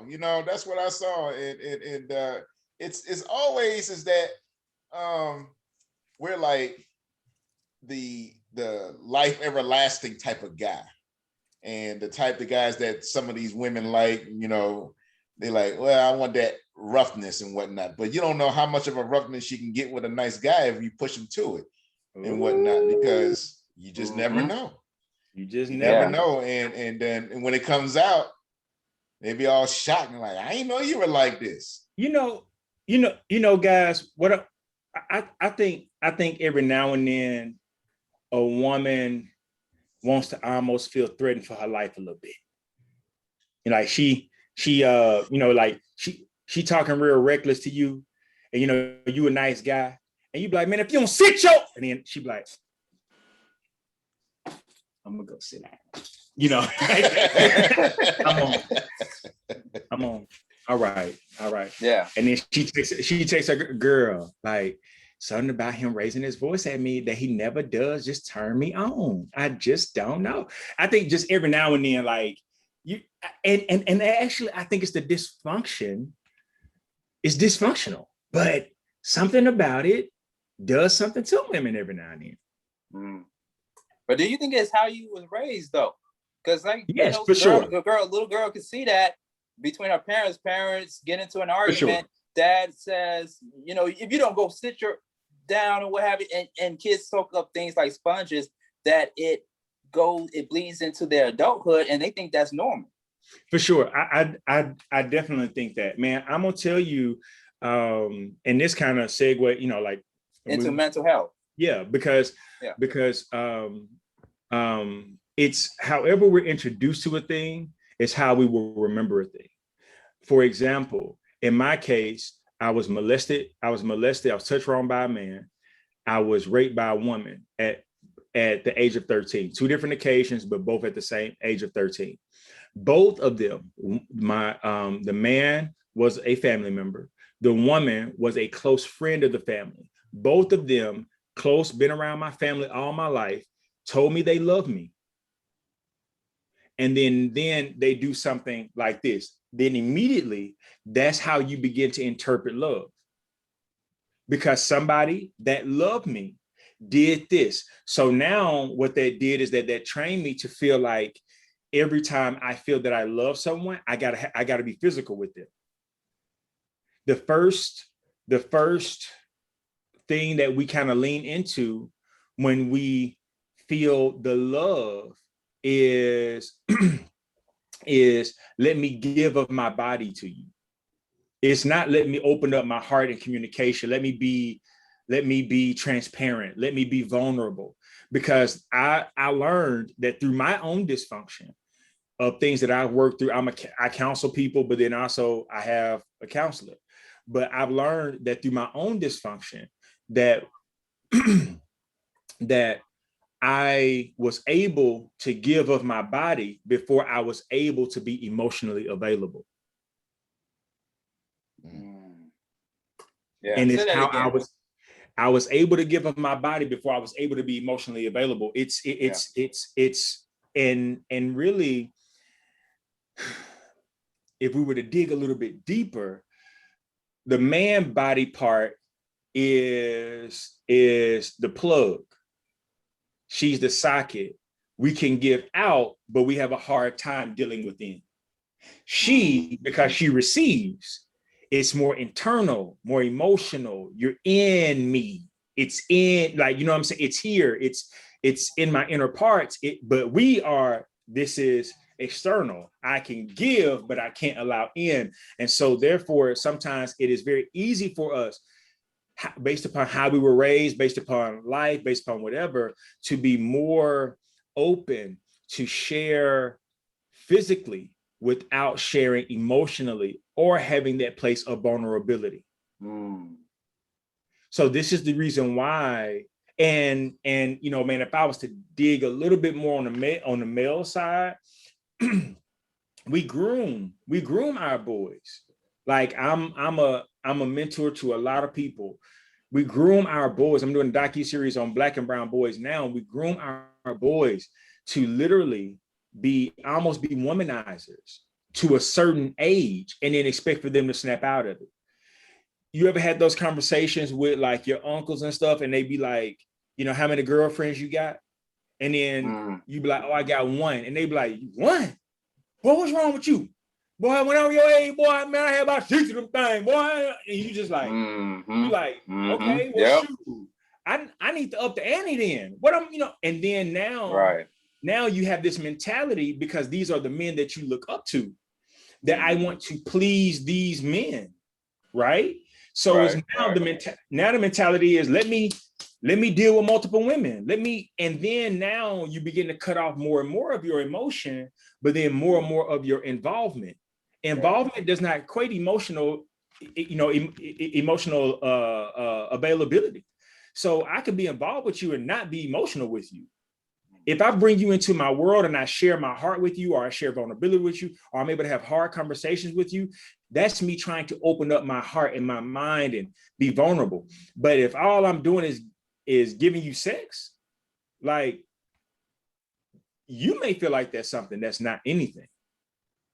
When a man can share his secrets with you, that is the thing that can attest to the fact of how well he trusts you. Not because he can lay down with you. We're just groomed that way. And then all of a sudden, you know, in Roland's case, Roland meets a woman, be like, this is who I want to be with. And then he proposes. And now all of a sudden, like when we meet somebody, we supposed to automatically know, hey, how to be emotionally available, how to cut off other women and not do this anymore. But we've been doing this for years. If we've been groomed in that based upon how we were raised. And again, I'm speaking of how I was raised. Every man is not raised this way. I'm speaking of how I was raised, and I'm speaking about how other men that I mentor were raised. You know what I'm saying? Yeah. But I do believe that it is a cultural battle that we have, that majority of our African-American men, we do not know how to communicate our emotions and our feelings. We know how to have sex. We do. We'll talk about all the things that we did to her sexually that made her do this and made her do that. But we don't know how to be available with our heart and our emotions to even say things like, I miss you. That's vulnerability. Yeah. I miss you. Hey, I really care. Hey, I really care for you. Hey, I'm enjoying what we're building. This means a lot to me. And yo, you mean a lot to me. So yo, like, I'm trying to do the right thing here. Right. Wow. And you hit something like I didn't think about that as far as the uncles that we had about how groomed. they tell us. Yeah, groomed us, because it was, to me, like I now think about that part of the conversation, but I also think about in grade school, elementary, middle school, as well as high school, the pressures of people coming up to you, guys especially, coming up to you and asking you, hey, did you hit that? Or, how many women you got? And did you have sex with this person and stuff like that? Now you pressured to give up your virginity or to try to find some young lady down the hall to have sex with, because the people, the guys that come up to you and ask you, did you hit that? They know that you're lying. They're gonna know that you're lying. Like, and they're gonna tease you and bully you, like, oh man, this guy's weak, he's lame. And you want to fit in so bad. We want to fit in so bad. And it's cultural. Yeah, it is. And it plays a very huge part in mental health. And I'm so glad that we segue into it, because we were talking a little bit about it earlier, especially with DMX when he was young and all the things that he went through as an adolescent and as a kid. And now when it comes to mental health in today's society among young Black men, it's very vital that we have this conversation. People think that PTSD only happens when you are in the military, when you're in the army and you come back and you paranoid, or you are just in that state of mind where it's not stable. Yeah. But you can get PTSD without having to be in the military or in the army. You can really get PTSD in the environment that you grew up in, or experiences that you've been through, or have some form of mental health like I did. I've had mental health over the past several months coming out of a relationship where my ex broke things off with me, and it put me in a dark state of mind.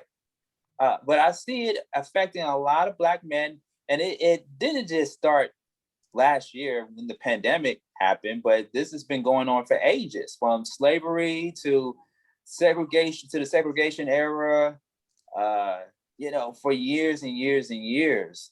And, Adrian, with Black men experiencing a form of mental health, what does that look like to you, as a Black man, and especially with all the things that you've been through when you was younger? You shared that you have been raped, you have been molested, and all these things happen to you. What does it look like for a Black man to experience mental health? Well, I think, from one, before a Black man can even be open to mental health, he has to address his own honesty. And I think a lot of times for myself, I had to sit in the fact of, I need help with this. And whatever we don't, whenever you kind of, again, depending on how you were raised, men typically, especially African-American men, we like to avoid confrontation at any cost, right? We don't like confrontation. Like, right. That's the reason why when your girl texts you that, hey, we need to talk, you be like, yeah, like, you know something bad.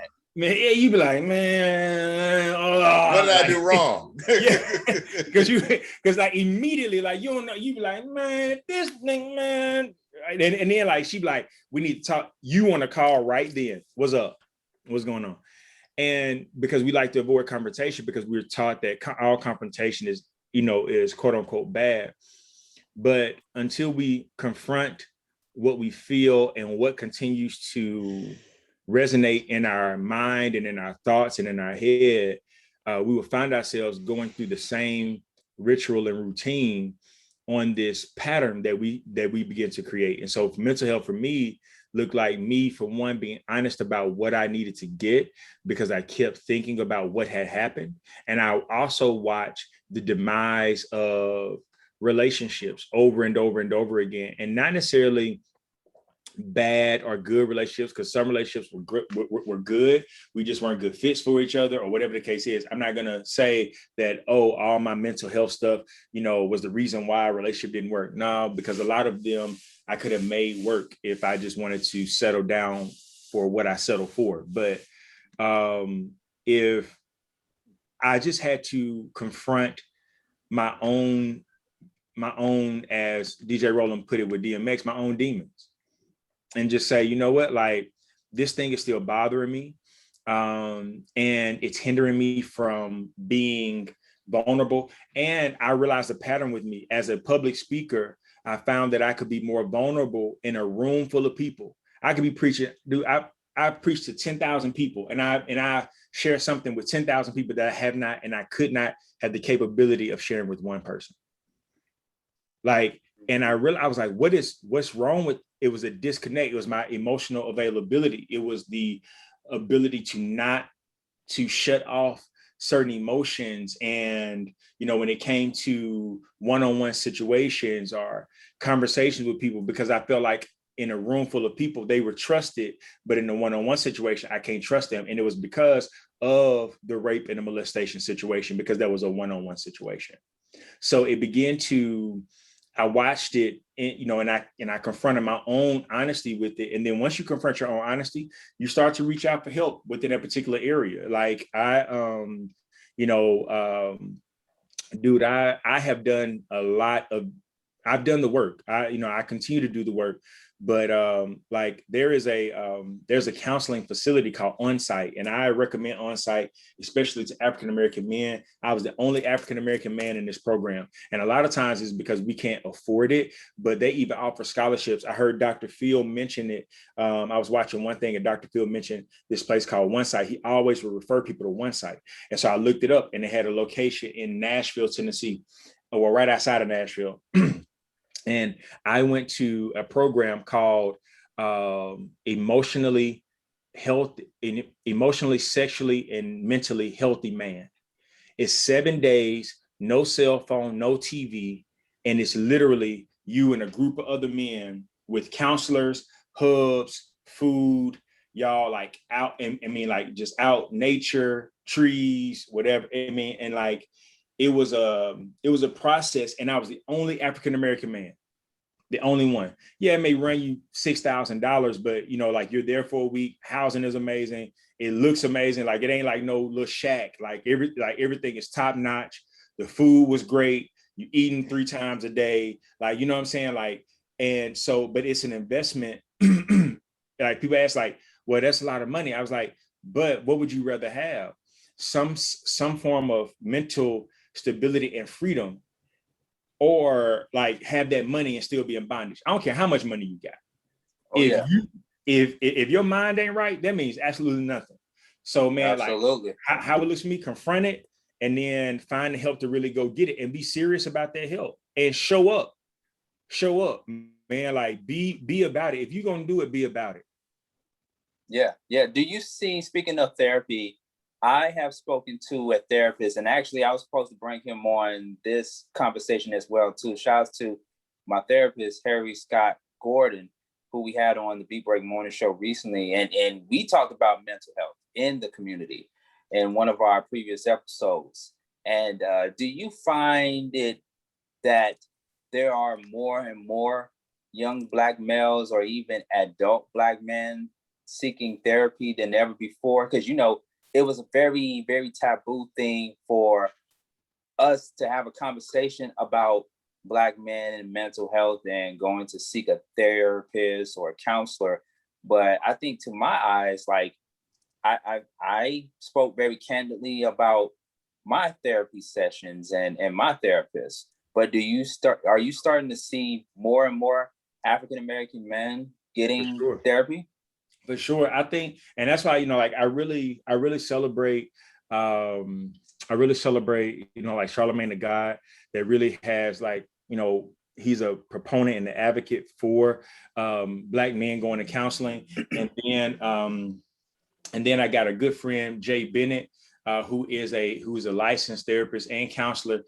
He's been on a lot of stuff. Actually, Charlemagne just posted posted him today, I think, or yesterday on Instagram. And Jay, man, Jay's been at it for a while. I actually was gonna hire Jay as my youth pastor at my church a few years ago. And Jay's been really, really, really, like, he is a proponent of Black men and Black men getting counseling. And I just think, man, it's just us just talking about it, man. Like, it's just us saying, and as many Me Too movements as we have, there is never a Me Too movement about the Black man. Ooh. Ain't no one. Ain't no one. We are the man, dude. I don't even want to get on I don't want to get on a soapbox about us, but like, bro, like, legit, we are the most feared species in the world. And we are the most undervalued species. And I know we undervalue our Black women, but I'm telling you, man, like, that's the reason why we're even having a trial about George Floyd. We're having a trial. You know how crazy that is? We're spending tax dollars right now to have a trial from what we witnessed. Why? Because the Black man's life has to be put on trial to say if he's worth this being right or wrong. Yeah. We saw it. It's wrong. If I went out here and did the exact same thing, I would be under a jail. But my thing is, man, because, man, like, we, like, legit, and that's why I think that Black men are just becoming more open to it, is because Black men are communicating about it. We're talking about it. We're saying, hey, man, dude, you dealing with that too? Yeah, man, I done felt that before too. You know, like, so what did you do? You're like, we just, like, now we're having the conversations, and now we're meeting, now we're being more open. And I think that it's going to help us across the board, even with these relationships. When we're talking about when I was saying, like, the lack of emotional availability, like, it's going to help us there, dude. Like, I'm a wounded man, but also I feel like I'm a mended man. And, like, as long as I continue to keep doing the work, like, I know on the other side, as I continue to walk this out, dude, like, I'm not going to be perfect. And I don't ever want to be. Like, I feel like once you reach perfection, that's heaven. Like, you know what I'm saying? Like, I'm straight, you know what I'm saying? Like, I love God. I ain't in no rush to get there, but I love him. I see him when I get there. But I think that for me, man, is because I am committed to being better. I'm committed to doing the work. I'm committed to addressing my own issues and my own faults. And once you become very self-aware and self-conscious, it changes the narrative of everything. It does. And so I think, man, Black men are talking about it. And so what it's doing is that it's allowing other Black men to feel like, yo, that's me too. I ain't in this by myself. Well, we got to start something. We got to start somewhere. And all it takes is a hashtag. For sure. For sure. Dude, every Sunday, which I got to do it, it'll be up later on, but every Sunday I do a Black man affirmation on my Instagram page, man. So, like, I do an affirmation for Black men every Sunday. I do a weekly Black man affirmation, and because I believe that we need to affirm ourselves. I'm trying to, if I finish up today, I can have it. My birthday is April 25th. I'm trying to launch. You guys will be the first to hear this. It's either gonna come out on my birthday. It's gonna come out the first part of May. But I'm doing a Black man affirmation journal. We don't journal. So what I did is that I kind of posed an affirmation and then asked the question, when was the time that you felt this way? And then, you know, allow us to fill in that. And then at the end say, you are the opposite of what you felt. You know what I'm saying? Right. Whatever that is. When was the last time you felt overlooked? You write down when I felt overlooked. And then, hey, you know, at the end, it's a bold affirmation. I am valued. I am not overlooked. I am important, whatever it may be. And I'm calling I'm calling it the grown ass man journal. That's what I'm calling it. Yeah. I just started. Hey, that's a good concept. That's very catchy. I just started journaling myself. Yeah. While I was in therapy. It's big, Sean. Yeah. I just started journaling. I just started writing stuff down, and that's where my creative juices kicked into play. When I was going through my mental health, and I kind of somewhere am still going through my mental health, but when it really hit me hard, it messed up my creativity. it messed it up. It slowed down for me. But journaling, man, like one of the best things I've ever done so far. DJ Roland, I know we only got a few minutes left here on the Beat Break Morning Show, the Beat Break Podcast. You can relate. You a black man. At least I think you are. But DJ Roland is the black man. But you work in the medical field. Mm-hmm. And so how heavy is it for black men to experience this kind of health, from your observation? It's not addressed enough. It's not addressed enough. Okay. It's not addressed enough. Some men feel embarrassed about it. And that's the thing.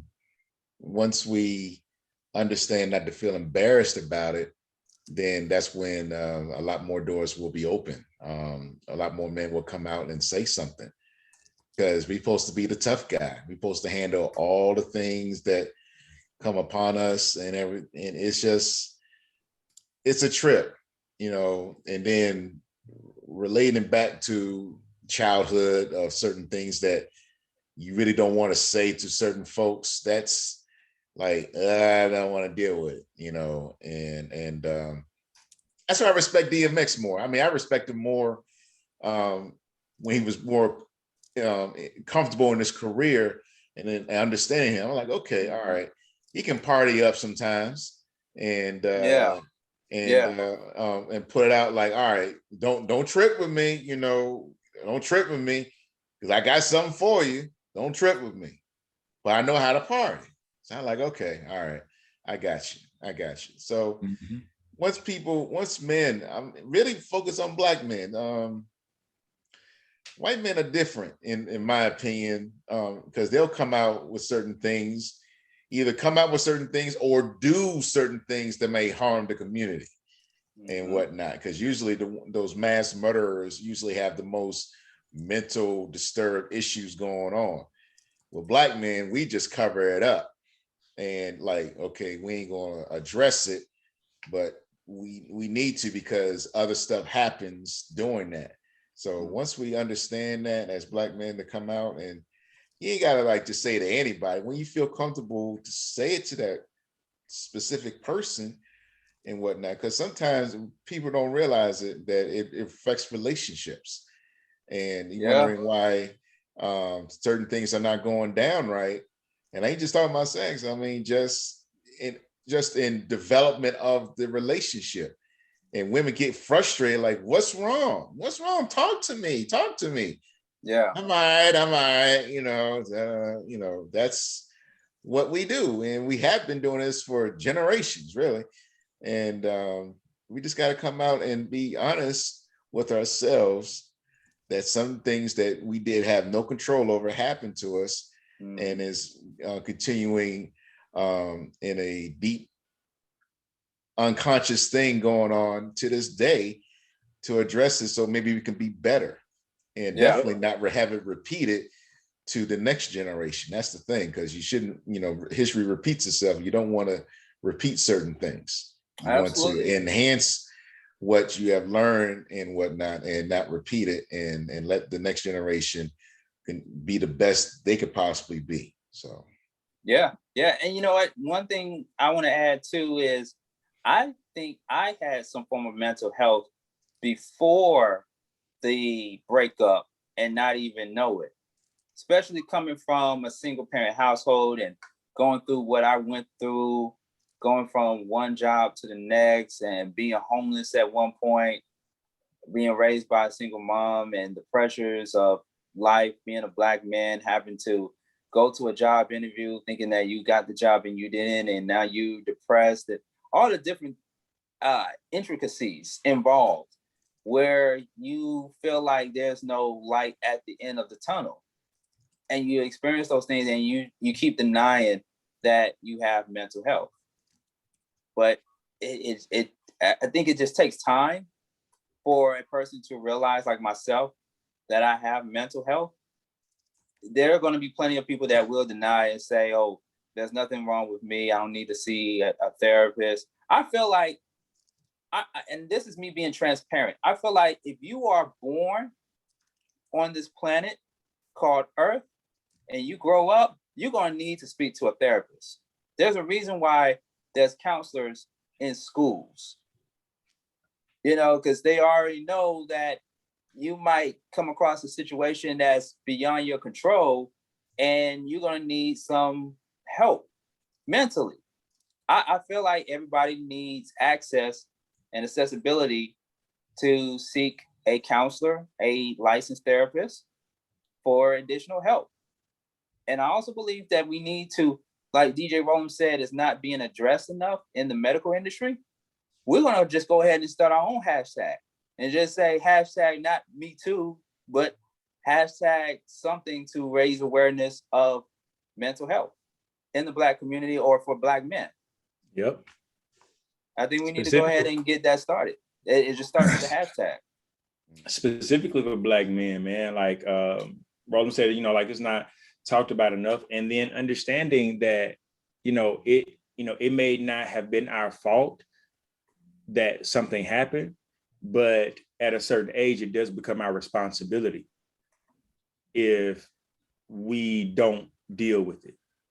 That's our responsibility.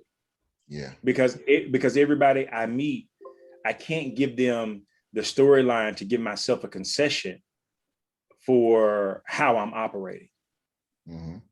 You know what I'm saying? So at some point, I take responsibility of what I may be dealing with and say, you know what? I'm not going to keep throwing a pity party that it happened. It did. These are the cards that I was dealt for the season in which that I was in. But now, I'm going to work through it. And I'm going to put my all in to, becoming as whole as I possibly can and letting that be my responsibility to become whole. Yeah, that's the key. That is the key. Knowing where you are and knowing what direction you want to go into. But definitely, we always encourage people to seek help ASAP, as soon as possible. Yeah, because a lot of things affect us all, whether it's seeing violence in your neighborhood or being a part of, you can even get attacked in school, verbally, physically, and it does something to your mindset. So we all need some form of help, but we definitely gonna have to start with social media and raise the awareness. I mean, here it starts here on this platform, on platforms like these, on internet radio and podcasts. But to get the ball rolling even more, we got to take it to the next level and do it by way of social media and then go from there. I think that's one of the solutions that we can do as broadcasters and as people of this platform. But hey, we are running out of time, ladies and gentlemen, right here on the Beat Break Morning Show, the Beat Break Podcast. But before we close out, time now for the major announcement. If you did not get a chance to see the announcement online at Sean Garvey ATL and at Beat Break Radio on IG, Facebook, and on Twitter. But I am officially a screenwriter, and I am happy to announce that I now have a team of writers for the upcoming podcast series called Unemployment Check, coming soon. Shout out to Durante Avaloy, who is the executive producer for the project, including myself, yours truly, Sean Garvey, and to the writers Nolan, Luke, and Bruce. They are the writers for the project. We do also have some other writers on the project as well. But we had I can't forget the main star of the series also, Robbie D. DJ Rowland remembers Robbie D. Mm-hmm. Yep. We did some episodes together back in the day.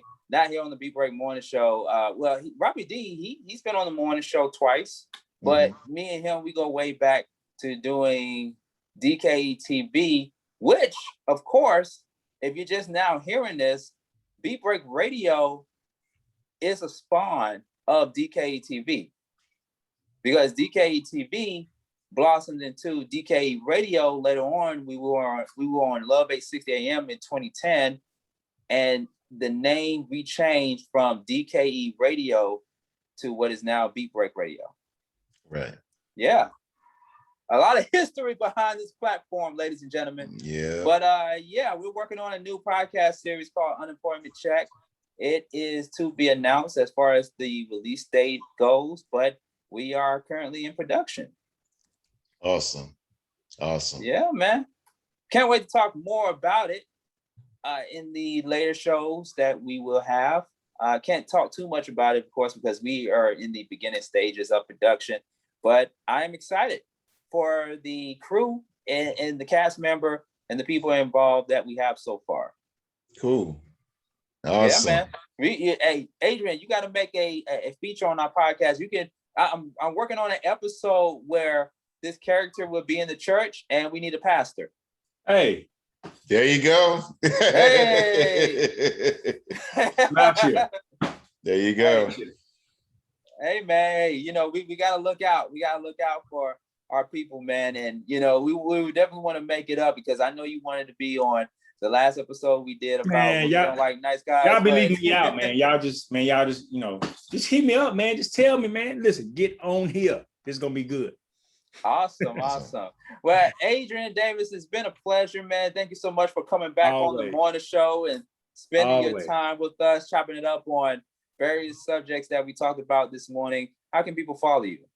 Man, they can follow me on Instagram, Adrian Davis Now. Everything is Adrian Davis Now. Adrian Davis Now. Look, right here. Adrian Davis Now. There you go. AdrianDavisNow.com website, but Adrian Davis Now on Instagram, Adrian Davis Now on YouTube. I do a YouTube content, podcast, the Commerce Podcast, Painkillers Podcast. So yeah, man, I'm a little bit of everywhere, but yeah, Adrian Davis Now everywhere. Wait, how many podcast shows you have? 5. Woo! You do 5 podcast shows? Yeah. Wow. So I have more than me. I have Commerce, which is my brand, and talk about business, talk about life priorities, blah blah blah. But mainly it's geared around business and entrepreneurship. And then I have one that I do, but Commerce is just me. I have guests on, so on and so on. But then I have Painkillers. That's myself and Marquise Boone. We talk about killing the pain. You know, our slogan is, we're going to talk your pain away. So we take sensitive subjects and deal with those things. And then I have a podcast that we do called Group Text with me and 2 of my other homeboys, where we just talk about empowering each other, all of that stuff, importance of your circle, all that stuff. And so that can go a myriad of different ways. Then I have a podcast that I do with my daughter called Hard, HARDD, Daddy Daughter Conversations. And so we talk about our development and our growth and our relationship. So we don't have one episode that's up there now. We roll out the others in the next few weeks. So we've been recording and getting ready for that. And then we have my last podcast. It's called Mind of a Man, that I do with David Burris. We just recorded a whole season of those that will launch in May. Dang. You're about to be the hardest working man in podcasts. Yeah. I'm telling you, you giving Joe Rogan a run for his money. Listen, man, I just feel like we Black men, Black educated men with something to say, need to be on every outlet and every platform. And I know we like to highlight foolishness, but let them tell us that they highlight foolishness because that was their choice, not because nothing else was available. I hear that, man. Well, hey, invite us on one of your podcasts one day. Oh, yeah, listen, y'all gotta come. Sean, DJ Roland, y'all gotta come. I'm inviting y'all. I'm officially inviting y'all. Y'all gonna come on Commerce. And then I really need to get y'all on Mind of a Man as well. So yeah. Ooh. Yeah, I got a whole lot to say on both platforms, man. My wheels have been spinning. Gotcha. All right. Hey, DJ Roland, where can people follow you? Always follow me at DJ Roland on Twitter and Instagram, and hit me up on Facebook, DJ Roland Townsend and whatnot. So hopefully we're still early in the spring, so time to start popping out. I'm able to do some outdoor events, socially distanced still, so we can do our thing. Gotta stay safe. Right. Yeah, man. Make sure to follow me on all social media, Sean Garvey ATL, Facebook, Sean Garvey. Oh, and I haven't been really pumping this up as much as I would love to, DJ Roland and Adrian, but of course, my spoken word project is available online. A Poet Found Dead. You can read my material by going to SeanGarveyOnline.wordpress.com. SeanGarveyOnline.com is coming soon without the WordPress. We're working on it. But in the meantime, between time, you can go to SeanGarveyOnline.wordpress.com to check out A Poet Found Dead. I've been getting a lot of great responses off of that project, man. You know, I don't only just do radio and podcast, TV, and film, but I also do a little bit of poetry as well. That's dope, man. Yeah, man. Yeah, you know, got a lot of great material on there, including the one I did with S. Lonnie Hayes, Good Morning, and Jordan's is on there. How many MCs must get missed? Woo!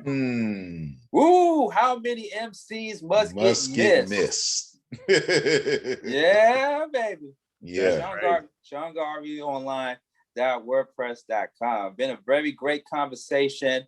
Instead of the DJ Roland mix, we're going to get into a throwback hangover from one of our past Beat Break morning shows right after the Jeff is Moody, you may be a racist and you don't even know it. And you may be a racist. It's always something racism happening every other day. Always. No, let me say this. It's happening 24 hours out of the day, every single day. It's highlighted probably every other day. Yeah, man. That's why we got this. It gets caught. It gets caught every other day.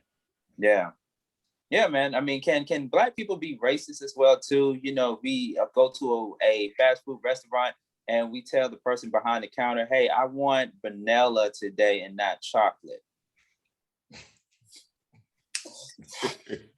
Can we be racist with it? I want vanilla. I want the vanilla milkshake today, and instead of the chocolate milkshake, I'm not feeling the chocolate milkshake today. I think I want vanilla.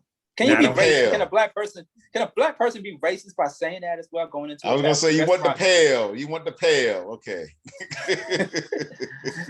There is a pale. I'm not on that. I ain't on that black today. All right, stay tuned. We got more right here on the Beat Break Morning Show, the Beat Break Podcast. Yep.